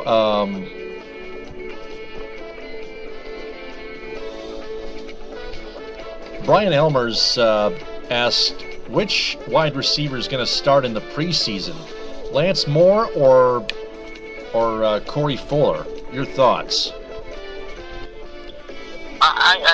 I believe it's going to be. I believe it's going to be Moore. I think Moore is going to be the guy that you're going to see that's going to step up. And again, it's going to be not necessarily an advantage as far as speed and agility and athleticism. I think it's going to be more of a fact that he understands the offense. And again, he couldn't be put in a better situation. For Moore, he is going to be the guy that's going to be seen.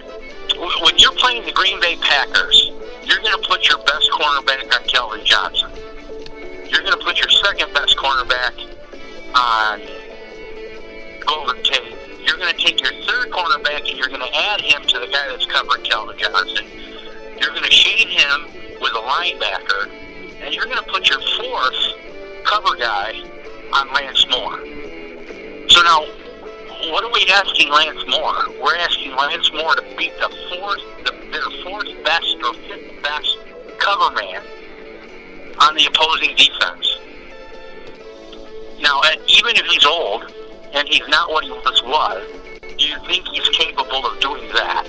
Yes. The answer to that question for me is yes. Now, do I think Fuller or Broyles would be better, more athletic, faster? Well, they're young. Yes, I do. But until they understand the nuances of the offense, until they understand what is expected of them and how to play in that particular offense, they're going to play from behind. So in other words, if they have to think and play where Lance Moore, all he has to do is play, I think the advantage is to Moore. Do I see that always being that way? No. Do I think that could even change halfway through the season? Yes. At the start of the season, at the start of the preseason, I see Moore being the number 3.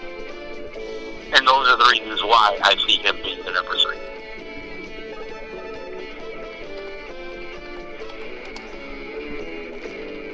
Yeah, I would have to agree. Let's see here.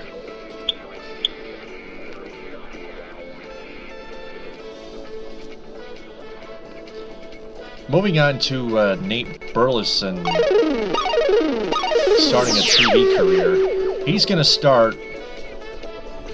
Let me see here. Let me find that. Where is it? Yeah, I got the article, but let me see here. He is no longer chasing the dream of winning a Super Bowl. Now retired, he has signed a 2-year contract with the NFL Network to do studio work and will work 2 Lions exhibition games with Fox, Channel 2, and Fox Sports Detroit as an analyst this summer. I think he has a great aptitude for it, man.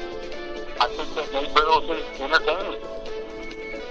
I think that Nate Burleson, he brings, I wouldn't necessarily put him up there with,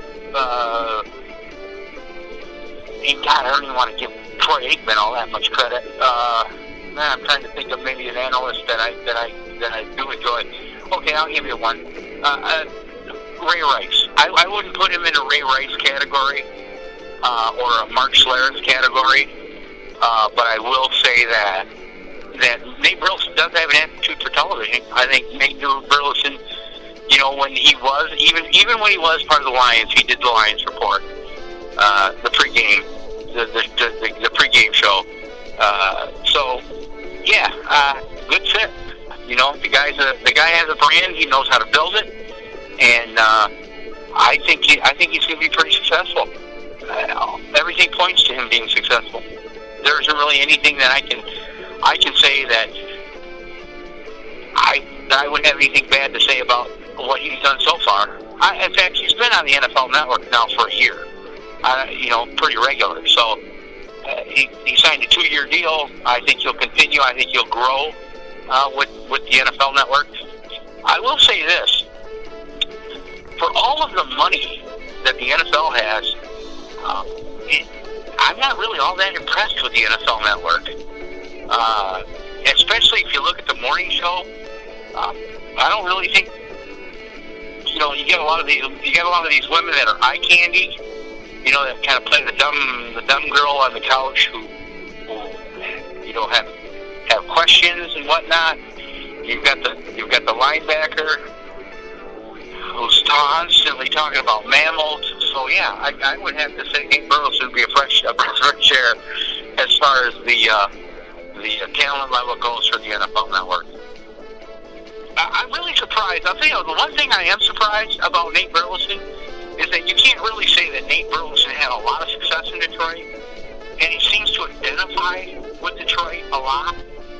I would say that his career was much better in Minnesota than it was in Detroit. So it's always been quizzical to me how he ended up being such a cheerleader for Detroit, or identifies himself so much with Detroit as opposed to Minnesota. But I'm glad he has. Any exposure that Detroit can get is good with me. So that's my take on it. Yep.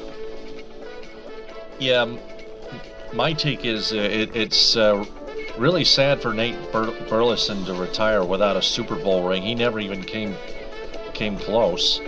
But a broadcasting career for Nate Burleson would be more fitting. It would be a great opportunity. Wasn't Nate on that team with Randy Moss and what's his name? One of the better analysts that ESPN has. His name is on the tip of my tongue. See if you can help me out here, Taylor. Yeah. He played for the Eagles. He just went into the Hall of Fame. What was his name? Let me see. Oh, I hate that when it happens. That guy, though, you know what I'm talking about. Dude, wasn't he on the team when they lost to the Atlanta Falcons? In the championship game? Donovan McNabb as a quarterback. Terrell Owens? No. What's his name? He became our quarterback. It was Randy Moss, and he was a big fella. Oh my goodness, I hate that. Anyway, I can't think of the guy's name.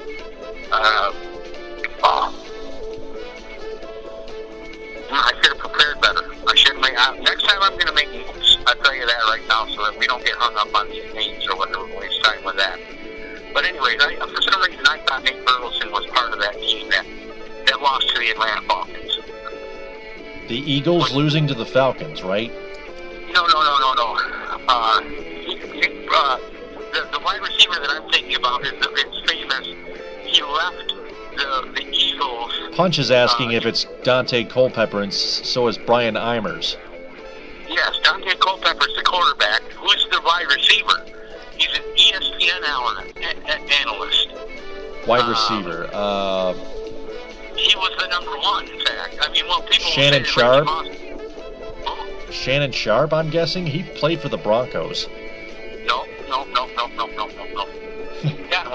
When I say it, you're going to say, oh, yeah, that guy.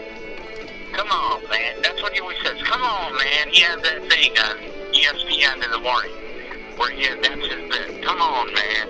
During the season. He's a wide receiver. Brian Eimers and Punch, help me out here, guys.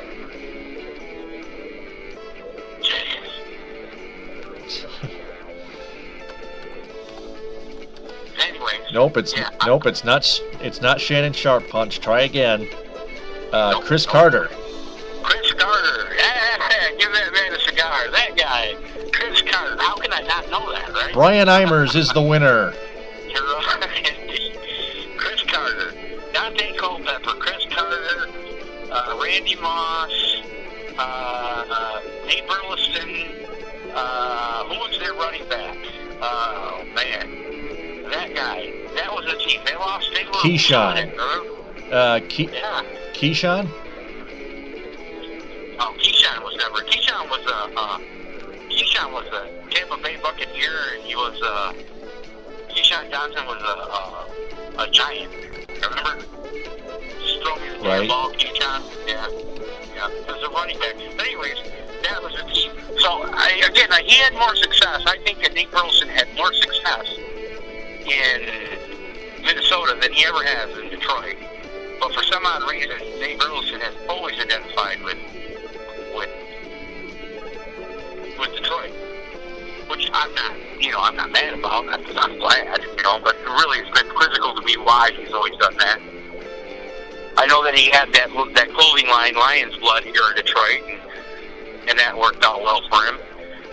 But he's always had a love affair with Detroit. His heart has been in Detroit, and he never really saw any success outside of 2011 with Detroit. So I'm glad he pulls for him, though. At least we have a voice. At least we have somebody to identify. And I often wonder if that's not by design. You know what I'm saying? As far as hyping up a team. Right. Brian Eimers and Punch. Carlos Martinez is thinking of a running back here that used to play for the team as well. He was their running back. He ran real upright. I think he left the league because he had concussions. He left the league because of a concussion issue. For the Vikings, right? Yeah, yep. And then he became an analyst for a short time.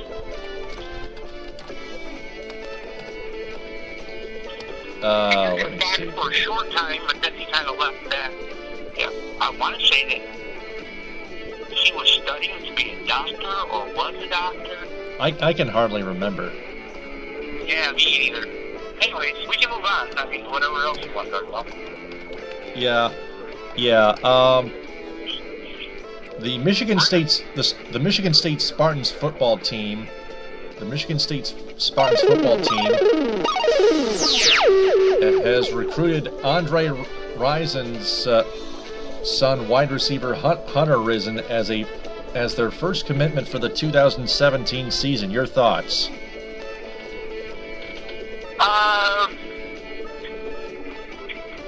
I'm excited.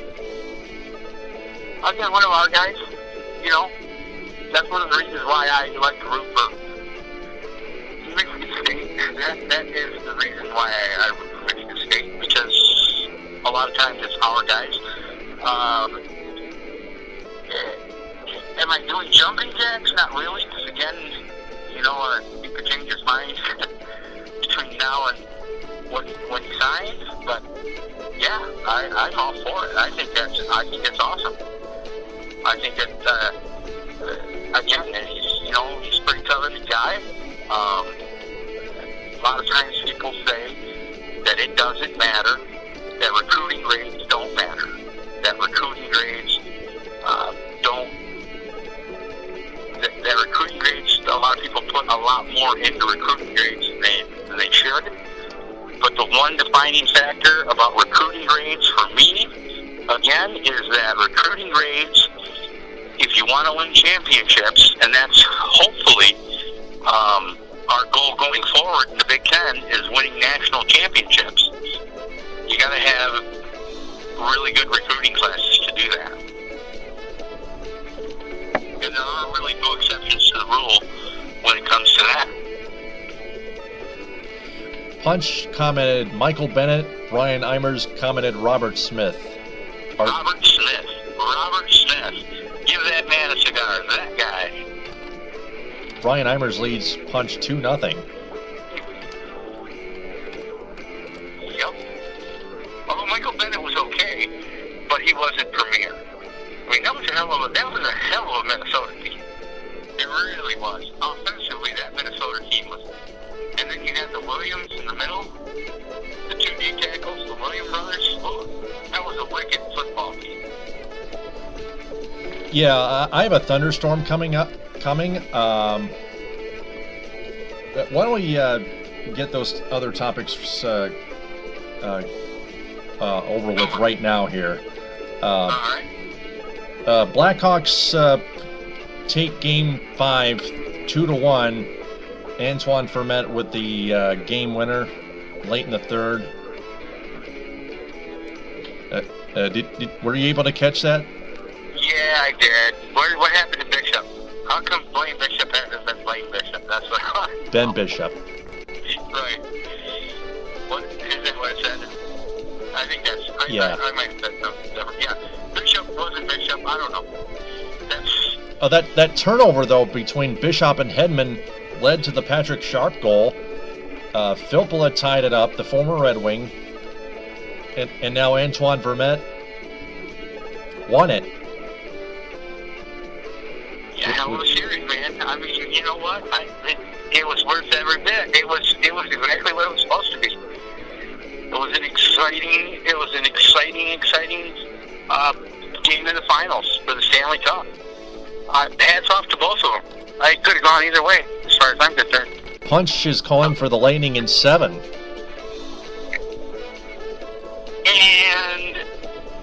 I can't really say anything against that either. I mean, look at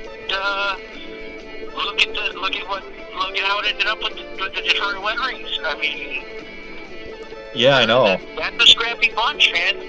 I've got nothing but respect for Tampa Bay. You know, again, all I can say is that it's a very even series. It's a very entertaining, even series. I think the two best teams in hockey are playing for the Stanley Cup, and whoever wins whoever wins the Stanley Cup deserves it. Yep. And I don't think whoever loses the Stanley Cup can hang their head and say, "Hey, we didn't belong here," or should feel bad one bit about how their season ended up or how they showed in the playoffs. I think the two best teams in hockey are playing for the Stanley Cup. It worked out.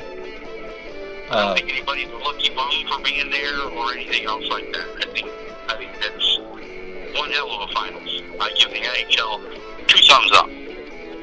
Brian Eimers predicted Hawks in 6. Punch predicted Lightning in 7. What's your prediction? You know what? I'm going to have to go with history here. I've seen Tampa Bay choke. I've seen Tampa Bay come up short. I've seen the Blackhawks close the deal. So at this particular moment in time, if you held a gun to my head and I had to bet my house on it, I think I'd take the Hawks. I don't know. I wouldn't be as confident as to say the Hawks at 6, but I would say the Hawks at 7. If I have to give one team the edge, you're going to put a gun to my head, I'm going to go with the Hawks.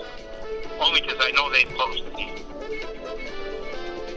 Bishop is injured and Tyler Johnson is injured as well. I'm going to take the Hawks in 7. The Hawks are going for a dynasty of Stanley Cups. 3 Stanley Cups in 6 seasons. Think about that. Yep. It's good to be a bad hockey team. I guess. In the cap era, it's good to be a bad hockey team, right? Right. Speaking of... Go ahead. Speaking of the Red Wings, they are, according to Sportsnet, the Red Wings are reportedly willing to trade Anthony Mantha or a first-round draft pick in this year's NHL draft. Your thoughts? Jeff Moss of Detroit Sports Rag wanted Dion Phaneuf, I think.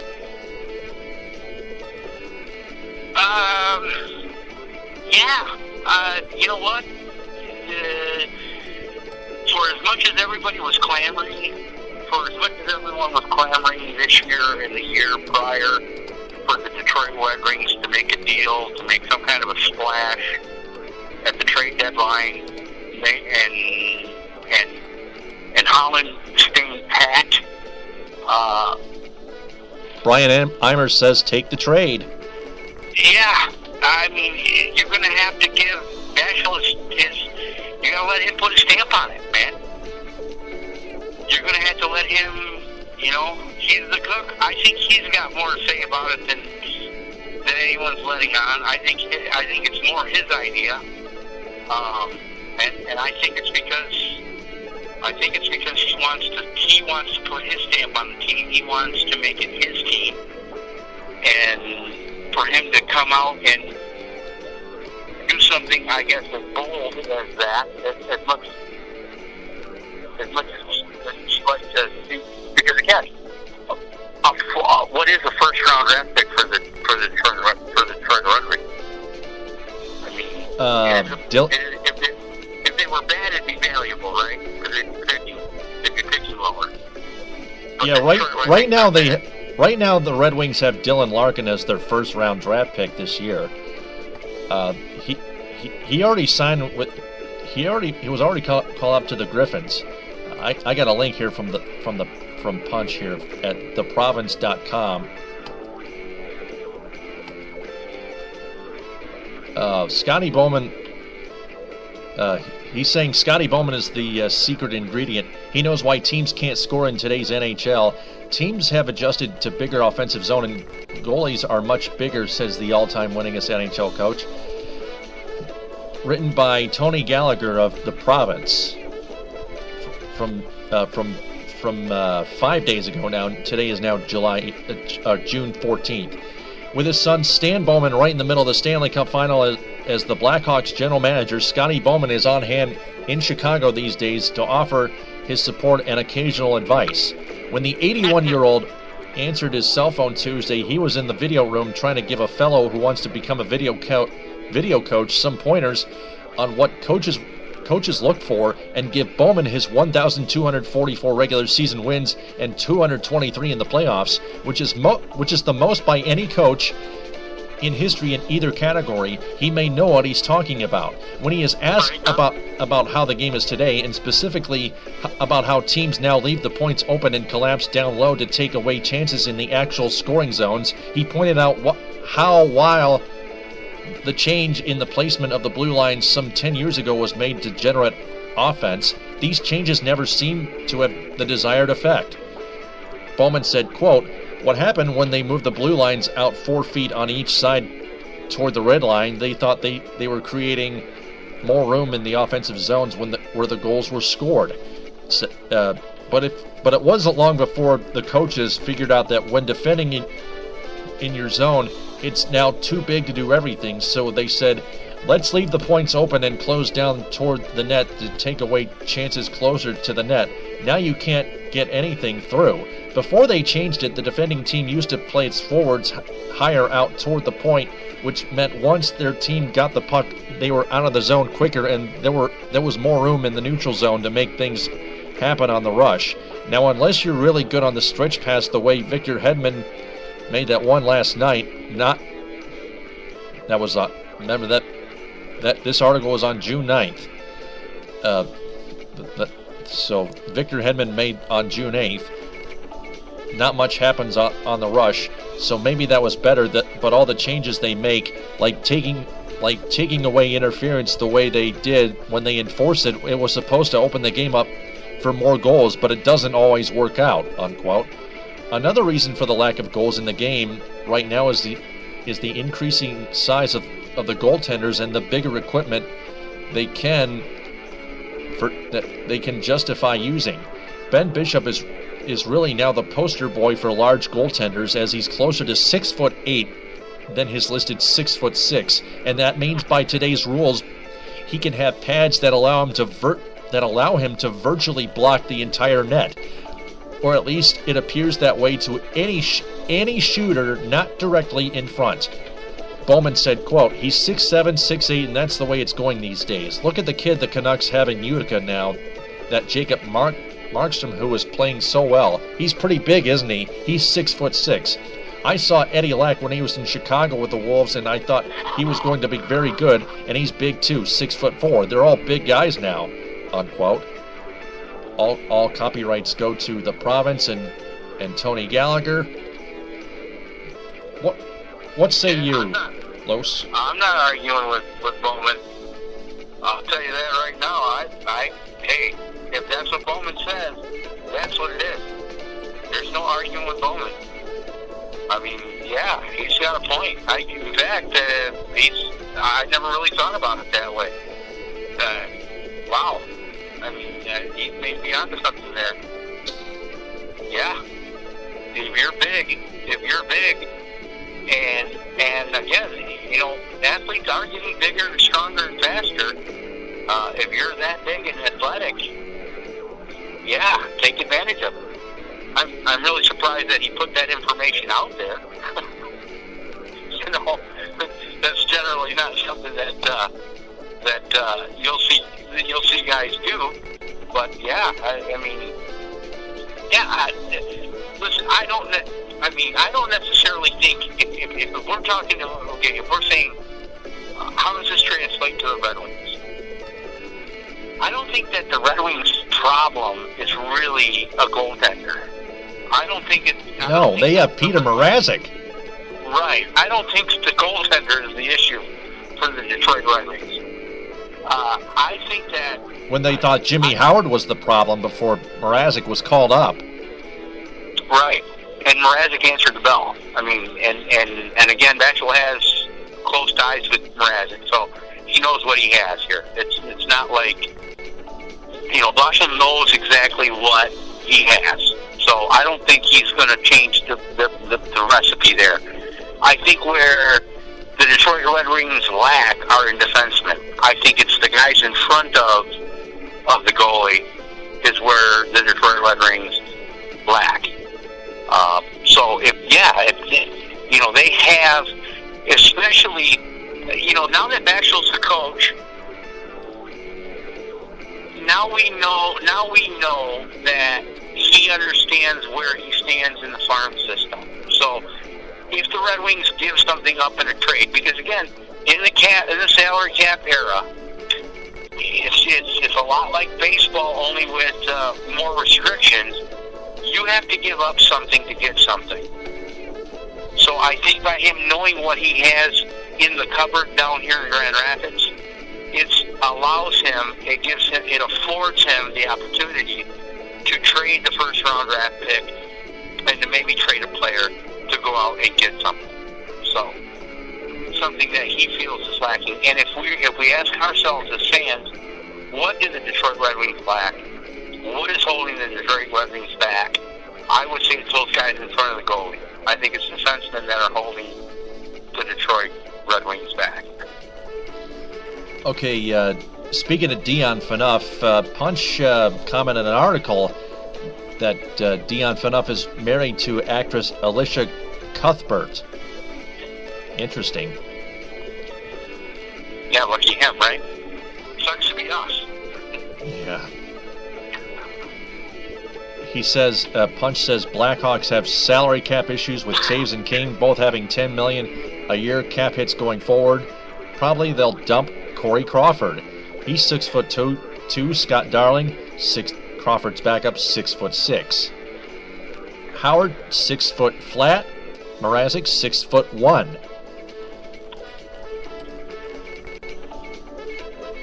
Yeah, the big fellas. You know what? Hey, as far as the Blackhawks are concerned, we knew that. You know, of course, being in the cap era, you know, you won't.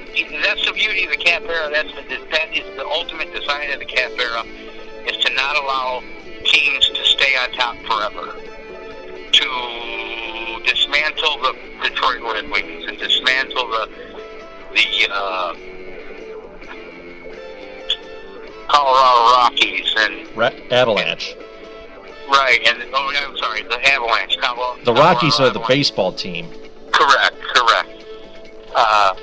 To dismantle those type of teams. That's why the salary cap era was enacted in the NHL. So yeah, we all know that the Hawks, you know, are living on borrowed time. They can't stay great forever. At some point they're going to have to decline and then work their way back up. So yeah, hopefully, again, I think that the Red Wings, as far as an organization are concerned, are aware of that. Yeah, I'm all. If they make the trade, I would love it. I'm pretty much sure on where they're going to make the adjustment, and if they do make a trade, where they're going to bring in the help. I'm excited for the new coach, and that's my take on the whole deal. Punch said it seems like once these guys get over 6'4" in baseball and hockey and NFL, it starts to be a detriment in terms of career longevity and injuries. Hockey players are a different specimen altogether. Hockey players are totally different than any other athlete that I've ever seen. In baseball, football, and even basketball, which we'll get to next. So I don't necessarily, I don't know if I can make that correlation. Some hockey players can play well into their 40s. So, I mean, we look at all the other sports, right? One of the biggest buzzwords that you hear in the sporting world is concussions, right? Yeah. Well, how many concussions do you think hockey players get? Like 1,000. Okay, but they continue to play. They keep getting back up. Exactly. They keep coming back. Nobody's concerned about the concussions in hockey. Hockey players are tough. They're different. They're different species altogether. I can't even count them. I can't even count them as the same as any other sport. I can't compare them to any other sport. They're different breeds. Punch said very few NHL players over 6'4" historically, more of a recent phenomena. Well, again, this is why the reason I think it was in the past. Patrick was 6'4", maybe, he said. Well, the reason I think it was that way in the past, because of the pecking order in sports. Okay, that's one of the reasons why when the U.S. is playing in a World Cup for soccer, that we aren't competitive in soccer much as, say, England or France or Brazil or whatever. When our kids are growing up, and this includes the kids in Canada, okay? When our kids are growing up and they show athletic aptitude and they show size, strength, agility, athleticism, they gravitate to other sports, okay? I think that hockey gets a different athlete because of the pecking order. If hockey were the NFL, for example, you may see guys that are 6'4", but they're not. Kids gravitate to different sports like baseball and basketball and football because of the popularity. So you're seeing an average height of player only because they couldn't make it on the football team, or couldn't make it on the basketball team, or couldn't make it on the baseball team. You understand what I mean by that? Yeah. So I think that's why traditionally hockey players are smaller than the rest of the group. They're not any less athletic, but size, shape, and measurables are different because you're getting them from a different pool. Again, if LeBron James were a soccer player, I think we'd kick France's butt. I think we'd kick Brazil's butt. But LeBron James is a basketball player. You know what I mean? Skip and Chip and Tommy are playing soccer. And that's why we're getting that. That's why when we compete in the World Cup, we don't compete in the World Cup. In Brazil, the top athletes play soccer because it's the number one sport in the country. In England, the top athletes play soccer. That's why it's the number one. That's why they're number one. You know, a top flight team in the world. So hockey players are smaller because they aren't grabbing from the same pool of athlete as the rest of the sports of the United States. Now, all athletes are getting bigger, stronger, and faster. Yep. That's why we're starting to see bigger, especially stronger, in football. In all sports. All so sports. to see a 6'4", David Ortiz in basketball, LeBron James in basketball. He's got big muscles. Yeah. So you're going to see bigger guys in hockey going forward. Again, it's because of the evolution of the athletes. Zdeno Chara for the Bruins. There you go. He's a real tall hockey player. Yeah, huge. Now, I don't know, you know, I'm not going to profess to be a big guy, okay?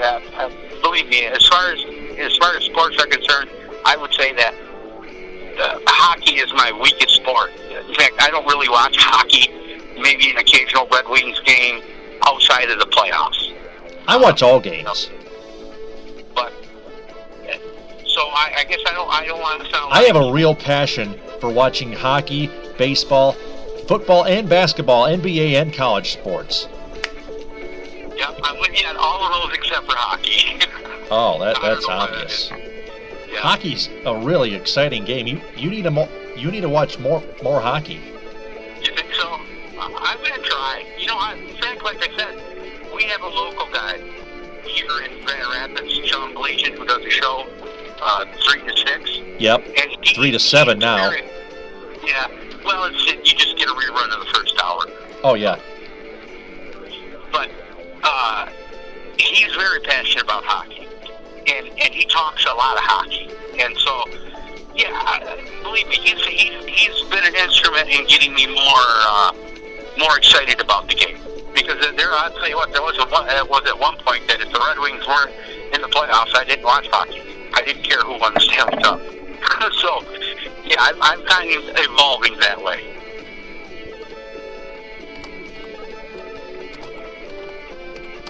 Right. So, why don't we move on to the NBA Finals, shall we? Warriors smashed the Cavaliers. What was that score again? 103 to 82. 103 to 82 was the final score in Game 4 in Cleveland. The series is now tied at 2 games apiece. Game 5 shifts back to Oakland and Golden State at 8 Sunday. That is now today, 8 p.m. Eastern on ABC. Who you got?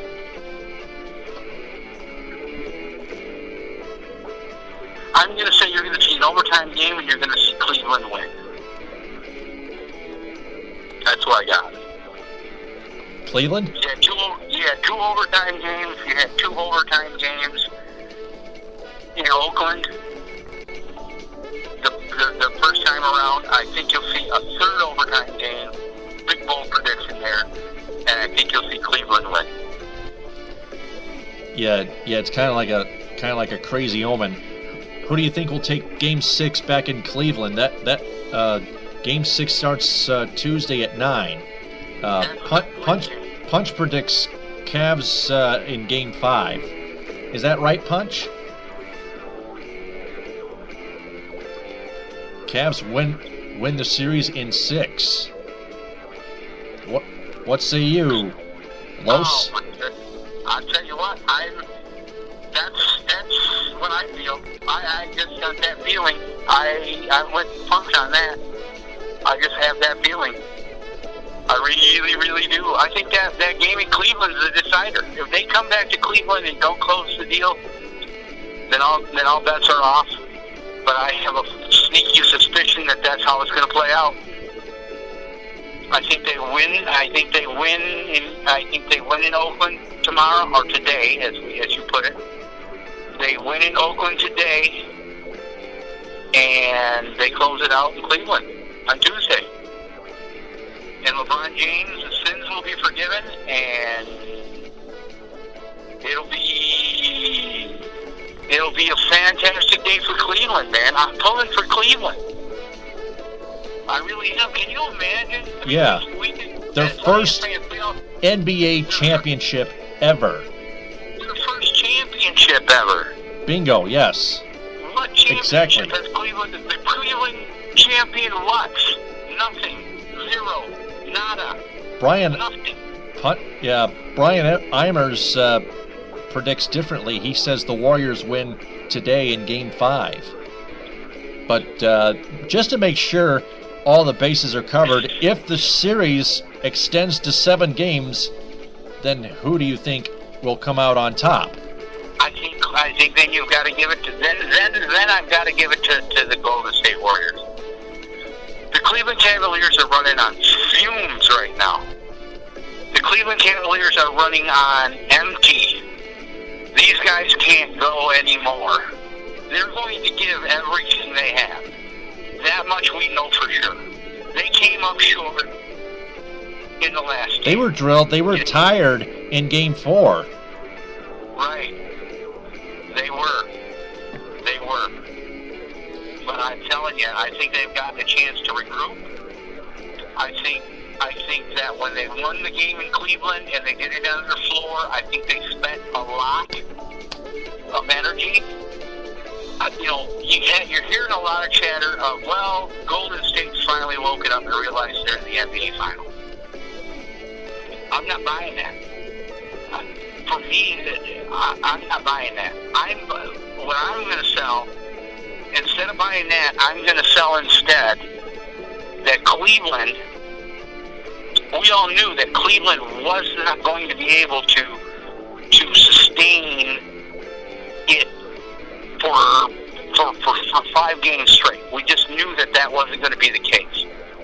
When they faltered in Cleveland, it was kind of expected. I guess I didn't leave after the Cleveland game. After the last Cleveland game, I didn't leave that game thinking, "Oh my God, it's over," or "Oh my God,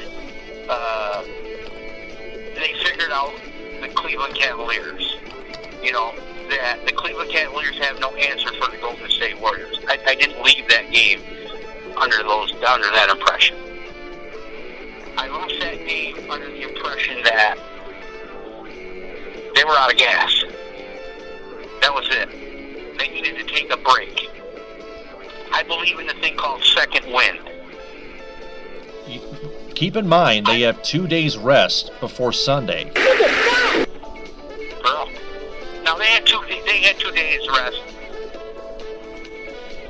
They had 2 days rest when they came and won the game in Cleveland, right? They stole the one in Oakland. They had 2 days rest when they came to Cleveland. And when they won in Cleveland, in my opinion, they won convincingly because Golden State never held the lead at any point in that game. Right. They got it down to 2 or 3, but they at no point did they ever hold the lead. In other words, from the opening tip to the sounding horn, that Cleveland controlled that game completely. Now they came back on a 1-day rest and they ran out of gas. I saw Cleveland come back and get it close in the third quarter, and when they were completely out of gas in the fourth quarter, it kind of got away from them. I think the 2 days off is going to give them enough for them to steal one again in Cleveland or steal one again in Oakland, come back to Cleveland, and live off of because they're going to get 2 days after that, right? They're going to go Sunday, and then they're going to go Tuesday. So now they're going to have one. I still think the crowd's going to be enough in Cleveland. I think the energy in the crowd is going to be enough in Cleveland for them to close that out. If they fall short in Cleveland, and they don't close it out in Cleveland and win the series, I have to hand it to the Golden State Warriors. Yeah, the home team. I don't think they can. The home team usually wins Game 7 in any series, including the league championship finals, the Stanley Cup final and the NBA final. The last 2 times, however, in 2009, the Penguins won on the road in Detroit in the Cup final. The Bruins won Game 7 on the road in Vancouver in the 2011 Cup final. I'm with you on that. I mean, that's just goes to show. So, yeah, there are numbers and facts and statistics that support that whole thing. But just again, as a feel, if you're asking me how I see it playing out, I see Cleveland winning this game coming up, and I see them closing it out in Cleveland from the energy of the crowd. I see the Cleveland fan base carrying them and helping them to a championship. I would give anything to be in that building. I would give anything to be in that building Game 6. When they win today, I would give anything to be in that building just to experience that. I can only imagine what that would be like. I know, it's very, very, very thrilling one way or the other. No matter who you root for, if Detroit is not involved in it, it's just fun. Very exciting. And more so with Cleveland, because I can feel Cleveland's pain. As a Lions fan, I can feel Cleveland's pain. Because, I mean, even as a Detroit Lions fan, I can't say, well, the Detroit Lions have never won a championship as a football team. That isn't true. They have. I mean, it was a half a century ago, but I can say we won. When you're a city that can say we've never won anything, we're not even champions in marbles. That's got to be a tough place to be. That's got to be a tough place to buy a ticket. That's got to be a tough place to buy a shirt or to rally around a team. And they do. And I give them all the credit in the world for that. I tip my cap to them. I'm pulling for them, man. I'm a Cleveland fan right now, so I hope they win.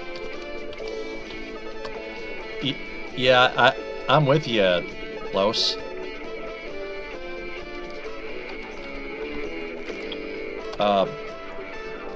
Now for the final topic, the very interesting topic. In horse racing, American Pharaoh won the Belmont a week ago, winning the Triple Crown. How happy are we to react to that? I don't know I thought it was pretty interesting. It happened the last time it happened was in 78. I was 8 years old, so obviously I had no idea it ever happened in 78 while I was alive. Yeah, 78 was the last time a Triple Crown was won by somebody. So yeah, I thought it was a pretty interesting thing. I know that I've seen some that were close, and again, a lot like hockey, I'm not a horse racing fan. The only real race that I would say that I watch annually are the most exciting 4 minutes in sports, and that's the Kentucky Derby. But when you see the horse win the Kentucky Derby, you pay attention to the Preakness, and when the Preakness, happens, then you pay attention to the next race, and you end up with a Triple Crown. So, yeah, I thought it was very interesting. As much as I've been exposed to racing the past couple of months, I find it intriguing how much the jockey plays a part in it. I think that the jockey did a fine job with the horse. If you listen to how he broke it down, and how his feel of the horse was, can I expound and tell you that, the greatness of Pharaoh? I really can't. I mean, he looks like any other horse to me. All I know is he ran real fast. But yeah, I think it's pretty exciting to see, to be able to witness something like that.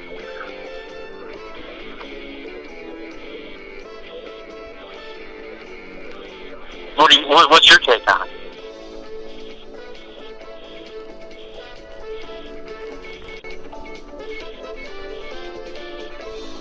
Hello.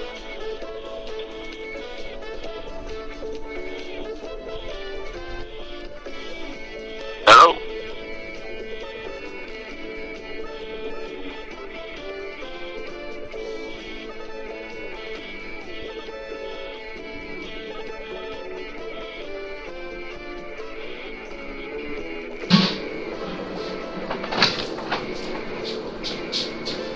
Hello.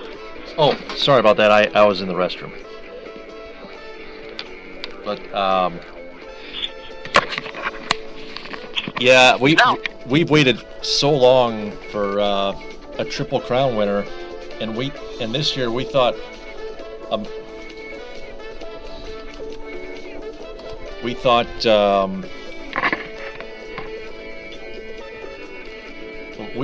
that American Pharaoh was the heavier favorite than than everybody else since 1978. And it turned out that they were right. Somehow the last guy didn't know that stuff, isn't it? Yeah, you heard about all those $2 bets that you guys that buy the $2 tickets and then don't turn them in. They hang them on their walls. That's a big that's a big tradition. When you run into a Triple Crown winner, a lot of people make a $2 bet, and when the horse comes in, they don't turn the slip in. They don't collect. Then they hang it on their walls. If you can find a $2 bet winner right now from the last horse that ran in 78, it's worth upwards of $1,000. So that's kind of like a little investment. I thought that was kind of cool. I guess I never really thought about it that way. But what people do, instead of trading, how people have trading cards in baseball and football and whatnot, horse racers, when you get a Triple Crown winner, you buy a $2 bet on the last race, and when the horse wins, you don't turn in for the winnings. You keep it, you hold on to it, you put it in a frame, and over time it becomes more valuable, because the Triple Crown winner is a very rare thing. So I thought that was interesting. Yeah, Brian commented that Miguel Cabrera knows about Triple Crowns. He won it in baseball for the Tigers in 2012, of course. Right. And now in 2015 in horse racing, American Pharaoh won it. Right. Second Triple Crown in sports, won by somebody in 4 years now. Yeah, we got quite a trend going there, huh? Yep. Now, the next one that needs to happen is that Matthew Stafford has to become an All-Pro, MVP, and a Super Bowl champion, and I'll die a happy man. I'm with you. Los, are you there? Yes, sir. Yeah, continue on. Yeah, that's pretty much all I had. I mean, as far as the Triple Crown thing goes, like I said, it's very interesting that we got to see it since '78. It's happened again. I'm not a big race fan. I watch races. I treat it a lot like I did hockey. In the beginning of May, I'll sit down and watch the Kentucky Derby. If a horse wins that, I'll kind of keep an eye on the second race. And if he happens to win that, I'll definitely tune in for the third race. I'm glad I got to experience as a sports fan, and I can't say with an exuberant amount of passion, but I'm glad I experienced the fact that I got to see a Triple Crown. I can tell my grandkids that if it doesn't happen for another however many years. It's been 78 to 2015, so what are we talking, 30 years or whatever. I can sit around and say, I remember when there was a horse named Pharaoh, and he ran and won the Triple Crown. I saw him. I was there. So, yeah. Lucky you. Yeah, lucky me. Yep. So, I guess you and I have covered all the bases. I was watching the NCAA College World Series. Let me see here. College baseball here. It was 13-3 in favor of one of those teams. The last I saw it. And it was televised on ESPN.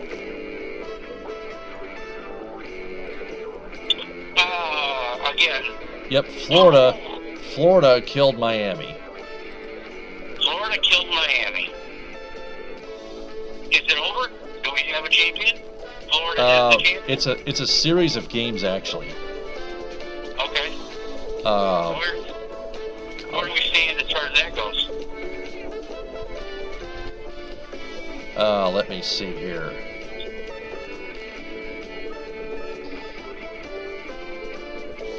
Gators' 11-run inning ties record Fields win over Miami. From the Associated Press, located in Omaha, Nebraska, Florida scored 11 runs in the fourth inning to tie a College World Series record and defeated Miami 15-3 on a Saturday night. The Hurricanes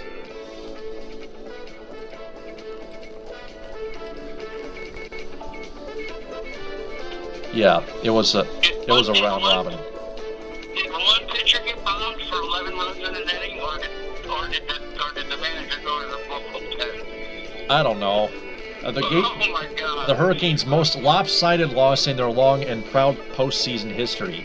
The Gators' outburst broke open a surprisingly sloppy game and ended with Florida having turned a 2-1 deficit into a 10-run lead on 9 hits off Andrew Suarez and 2 relievers.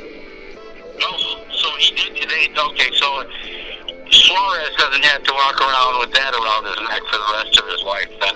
Thank goodness for that, right? You can put a little bit on the other 2 relievers.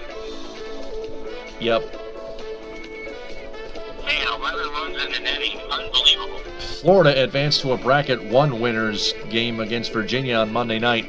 Miami and Arkansas will play an elimination game that afternoon. Logan Shore scattered 7 innings and struck out 6 in 5 innings for the win. Suarez took the loss in a 3 1/3 inning outing that matched his second shortest of the season.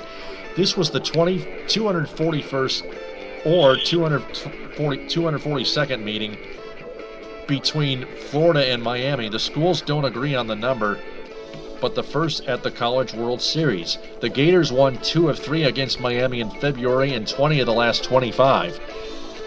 Florida is on a season best 10-game winning streak since losing its opener in the Southeastern Conference tournament and is batting .338 since the regular season. The Gators have outscored their 6 NCAA tournament opponents 68-15, and their 15 runs Saturday were the most in the College World Series since Fresno State hung up 19 on Georgia in 2008. Miami, making its 24th appearance in the College World Series and in the NCAA tournament a 43rd straight year, hadn't been beaten so thoroughly in a postseason game, losing 16-5 to Florida in the 2009 regionals. People in college basketball have been waiting for an uptick in offense since the College World Series moved to TD Ameritrade Park in 2011. The signs were positive in the first 2 games played with the new flat seam ball. Virginia and Arkansas combined for 2 home runs in Saturday's first game. Last year's 16-game total was 3.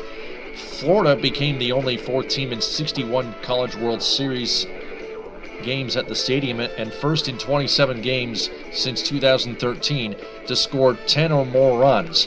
Per team scored bottomed out at 3 runs a game the last 2 years. A couple of uncharacteristic mistakes by the nation's number one defensive team helped Miami get to a 2-0 lead. Freshman second baseman Dalton Guthrie's first error since April 25th loaded the bases in the first inning and led it to an unearned run. In the third, catcher Mike Rivera couldn't glove Zach Collins' high pop foul just outside the batter's box for what would have been the second out. Collins ended up singling, and David Thompson followed with a sacrifice fly. Suarez balked in a run in the Florida third and couldn't get out of the fourth as the Gators wrapped hit after hit, following shortstop Brandon Lopez's fielding and throwing errors on the same play put runners on second and third. Sam Abrams' superb super regionals against VCU, Virginia Commonwealth, couldn't stop the onslaught, and neither could Danny Garcia. Florida sent 15 batters to the plate in the 40-minute inning, with Peter Alonso driving in 3 runs and Josh Tobias and J.J. Schwartz 2 apiece. It was the most runs scored in an inning at the College World Series since Stanford had an 11-run ninth inning against Florida State in 2008 at the old Rosenblatt Stadium. End of article. Hey, there's one thing that I'd like to bring up about what you just read. Yeah. I did hear about it. That's that flat seam ball. All credits go to ESPN.com and ESPN and the Associated Press. Now go ahead. That flat seam ball they were talking about. What do you think about that? Do you think that we may see that in the big leagues? We may. Knowing that all sports have actually... Question is, does Commissioner Rob Manfred allow it? Officially. Everybody loves offense, right? Isn't that what chicks dig the long ball, as they say? Yeah. That's what they sell. That they say that's what sells tickets. They say that if you think back to when baseball made its comeback, it made its comeback on a couple of guys that were juiced, that were hitting home runs like it was nobody's business. I'm wondering if that isn't an answer. In fact, I'm wondering if that isn't an answer to getting what they want out of baseball, and that is offense and the home run ball, and keeping the players away from steroids or the human growth hormone or any of the quote-unquote cheating Punch, Brian Eimers actually commented, David Price is going to the Vandy game tomorrow. Right, see one of those balls.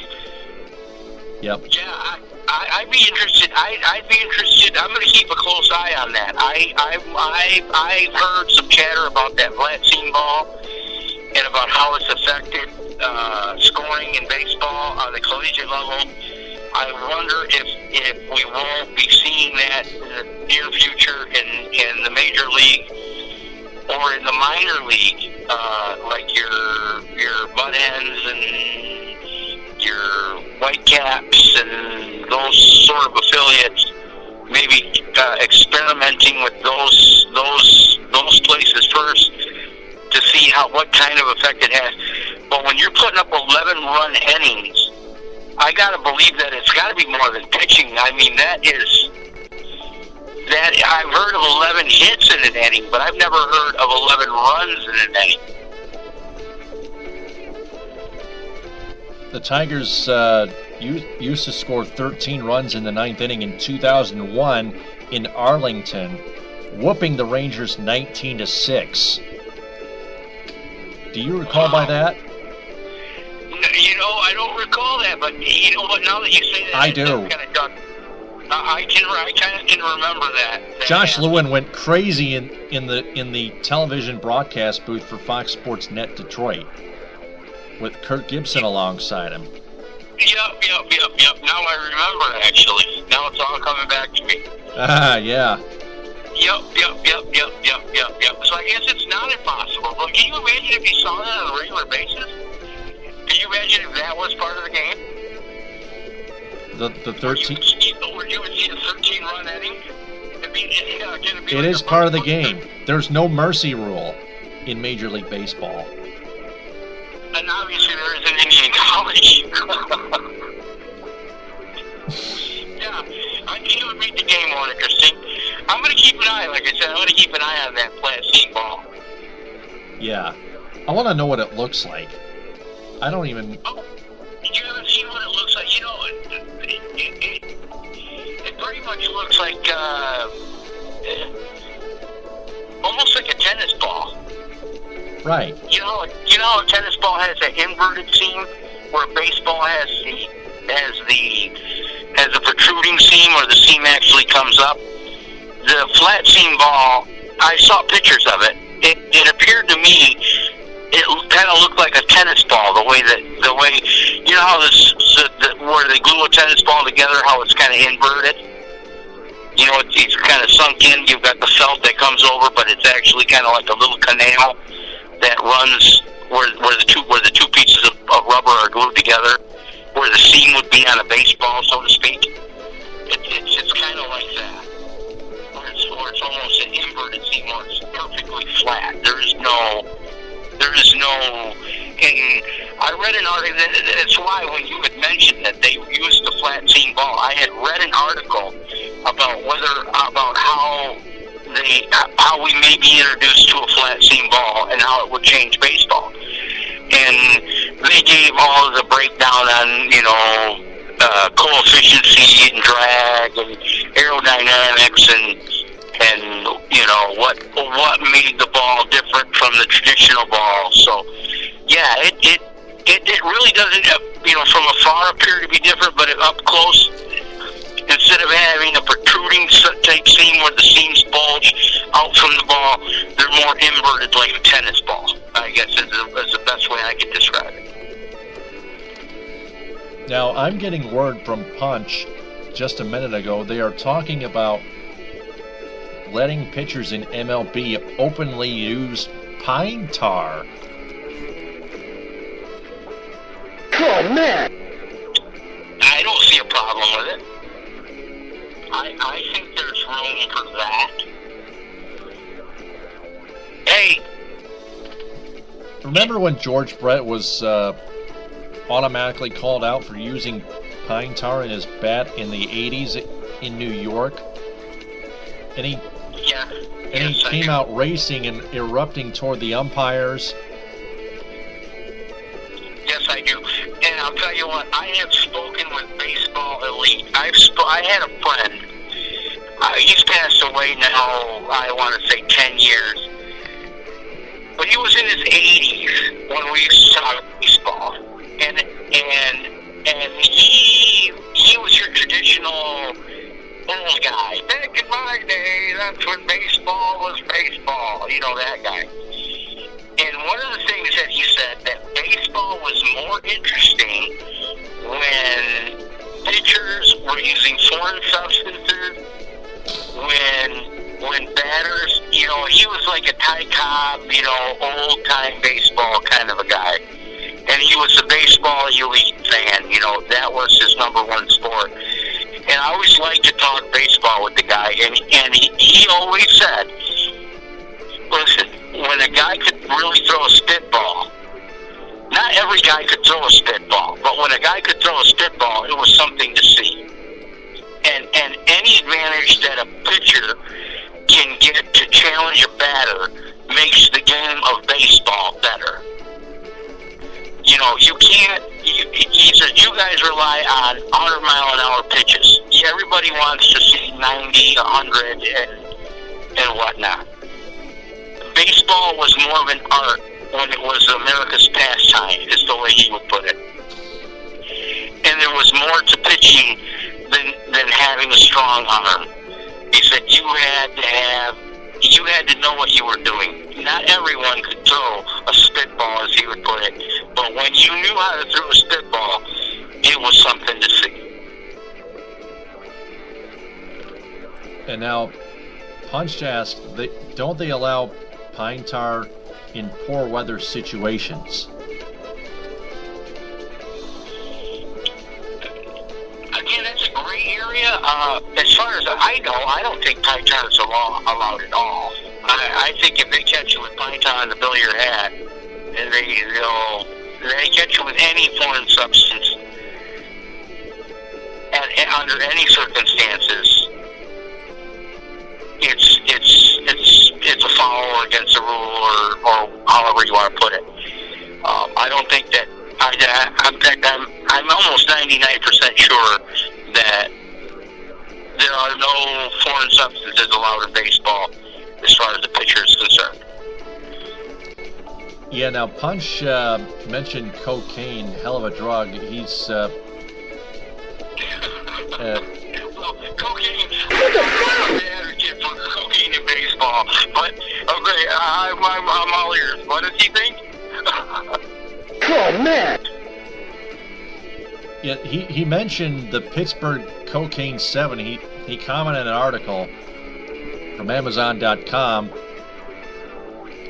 The Pittsburgh Cocaine 7, how a ragtag group of fans took the fall for Major League Baseball.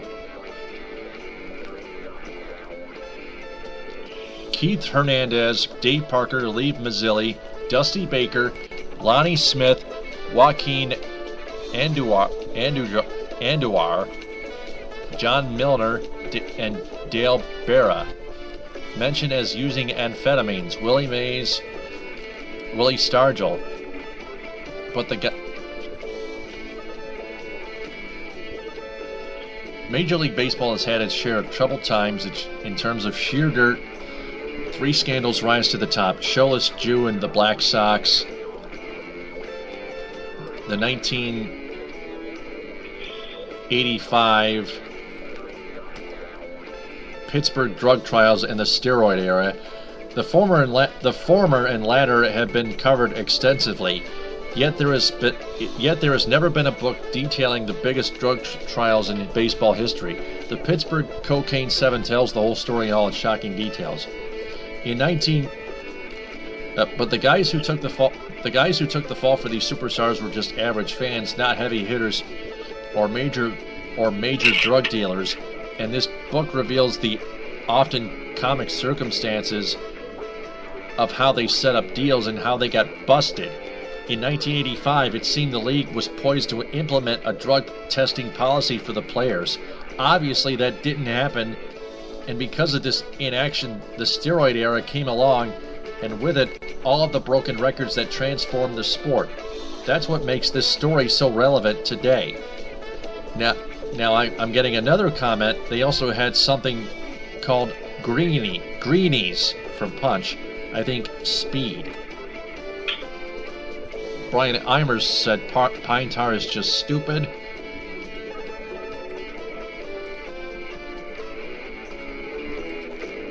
I'll tell you what, I'd like to weigh in on the drug issue, if you don't mind. Yeah, very serious. I don't think there's any place for amphetamines in sports. Nope. I don't think that there's any place for greenies in sports. But I will say this: I think it's time for all of the major sports leagues and the participating fans to have a grown-up discussion. PEDs, performance-enhancing drugs, are part of sports. And anyone that wants to believe that it is not, I think is strongly naive. I think they're greatly naive in believing that. I'm going to cite an example. The CBA in professional football, the new CBA, the new collective bargaining agreement, has been in place for over 5 years. It wasn't until this year that the union had agreed to allow the NFL to test for human growth hormones. Now, they hammered every other detail out except for that one, and it took them 5 years to hammer that one out. Now, anybody that has half a brain will know that the reason it took 5 years for them to come out and agree to that particular deal is because they've already come up with something else. Because they already have something else that they're using. You can go ahead now and test for HGH because we don't use HGH anymore. Major League Baseball for years pretended that steroids weren't being used. They knew that they were being used. Now, we want offense. We want pretty scores. We want highlights for SportsCenter. But the NFL wants to add more games. The NBA wants to add more games. If Major League Baseball could add another month to their season, they would. So these guys, as far as athletes are concerned, the demands on the athletes are incredible. The demands on the athletes are far outweigh the norm. So for these guys to perform at the levels that they perform at, for us to all believe that it just all happens naturally, it's because they eat their vitamins, say their prayers, and get a lot of sleep, is really, really, really naive. I wish that for the NFL, for example, I wish that they would bring it out in the open and say, hey, we know you guys are using these things. I think it would be better for us to have it prescribed under a doctor's order. I think that we should do long-term studies on the true effects of these things, because really the only one that wins at the end of this whole deal is the guy at Belco. The guy at Belco who's coming up with the formulas is getting rich off of these things. The public is being left in the dark and pretending that it's not happening. The upper management and ownership in all of the major sports are turning a blind eye to it, and athletes are taking unneeded risks, to be quite honest with you. So I hope that we can grow up and face the facts that they are part of the game, they have been part of the game, and they will continue to be part of the game. Now we can get out front of it and we can take a proactive approach to it, or we could sit back and pretend and then call people bad guys and run their names through the mud and make them feel bad, like we're doing Alex Rodriguez, or like we do countless of other guys because they took a substance that helped them perform at a level that they were expected to perform at. Again, we cry and we feel bad because sports is cold. If you're not any good, they'll cut you tomorrow. They'll throw you out just as fast as they let you in. And these guys will do anything because they love the game. Believe me, you have to have heart, passion, and you have to have heart, passion, and a love for the game to put yourself through that. And Ndamukong Suh didn't roll out of bed and become Ndamukong Suh. It took a lot of hours in the gym. It took a lot of discipline in eating. It took a lot of discipline in sleeping. It took a lot of things for him to become Ndamukong Suh.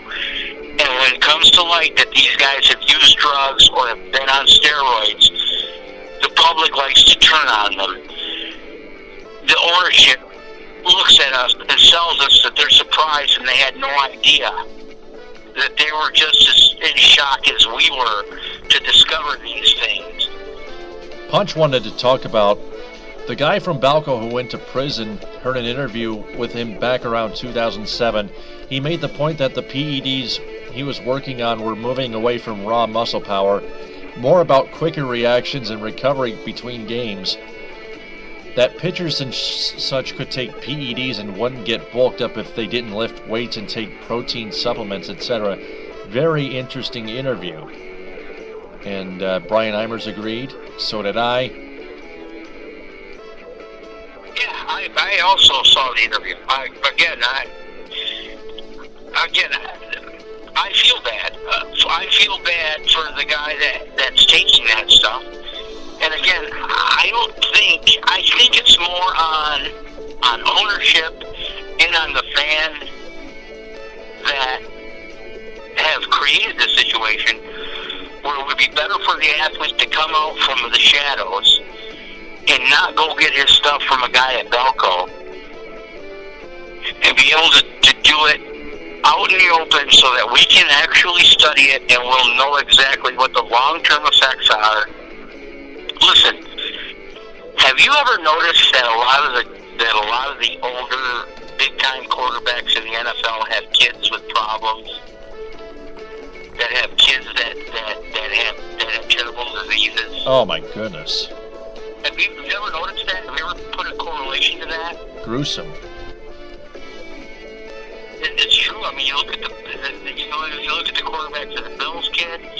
You look at a lot of these guys that were great quarterbacks in the NFL. A lot of their kids were born with terrible diseases, and I wonder how much of that had to do with whatever it is they were taking to recover and to stay in the league for as long as they were.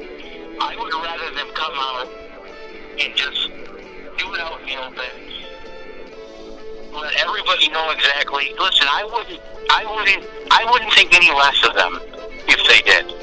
For me, I think it's the most backwards thing in sports. It's for everybody to say, "Oh, well, that is cheating." It isn't cheating. It is no more cheating than again. I don't see how we can in one breath say it's okay for me to sit and watch 12 commercials an hour about a little blue pill that will help me perform in the bedroom better. Forget about a minute left. But somehow it's terrible that a sports guy is taking HGH or whatever it is he's taking to help him perform better on the football field or the basketball court or the baseball field. Mm-hmm. Well, one little last thing before I go. A week from today, on ABC, returning to television is BattleBots, June 21st at 9 p.m. Eastern. What are your thoughts?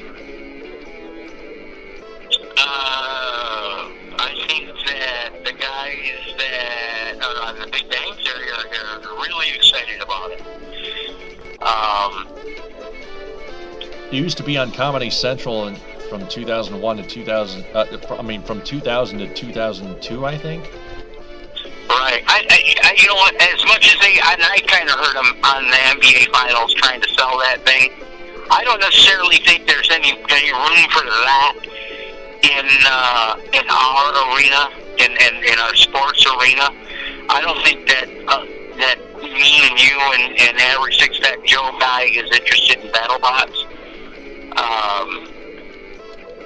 I think that's going to be more for the younger generation. I think that's going to be more for the tech guys. I think that's going to be more for the video game guys, which there is a huge audience. Don't get me wrong. I'm not saying that it'll fail or that it doesn't have a market or there's no place for it. I just don't think it fits in. I don't think it fits in our world. I don't see us having hot takes on BattleBots on any sports talk shows, or I don't think ESPN is going to do a 30 for 30 on the BattleBot.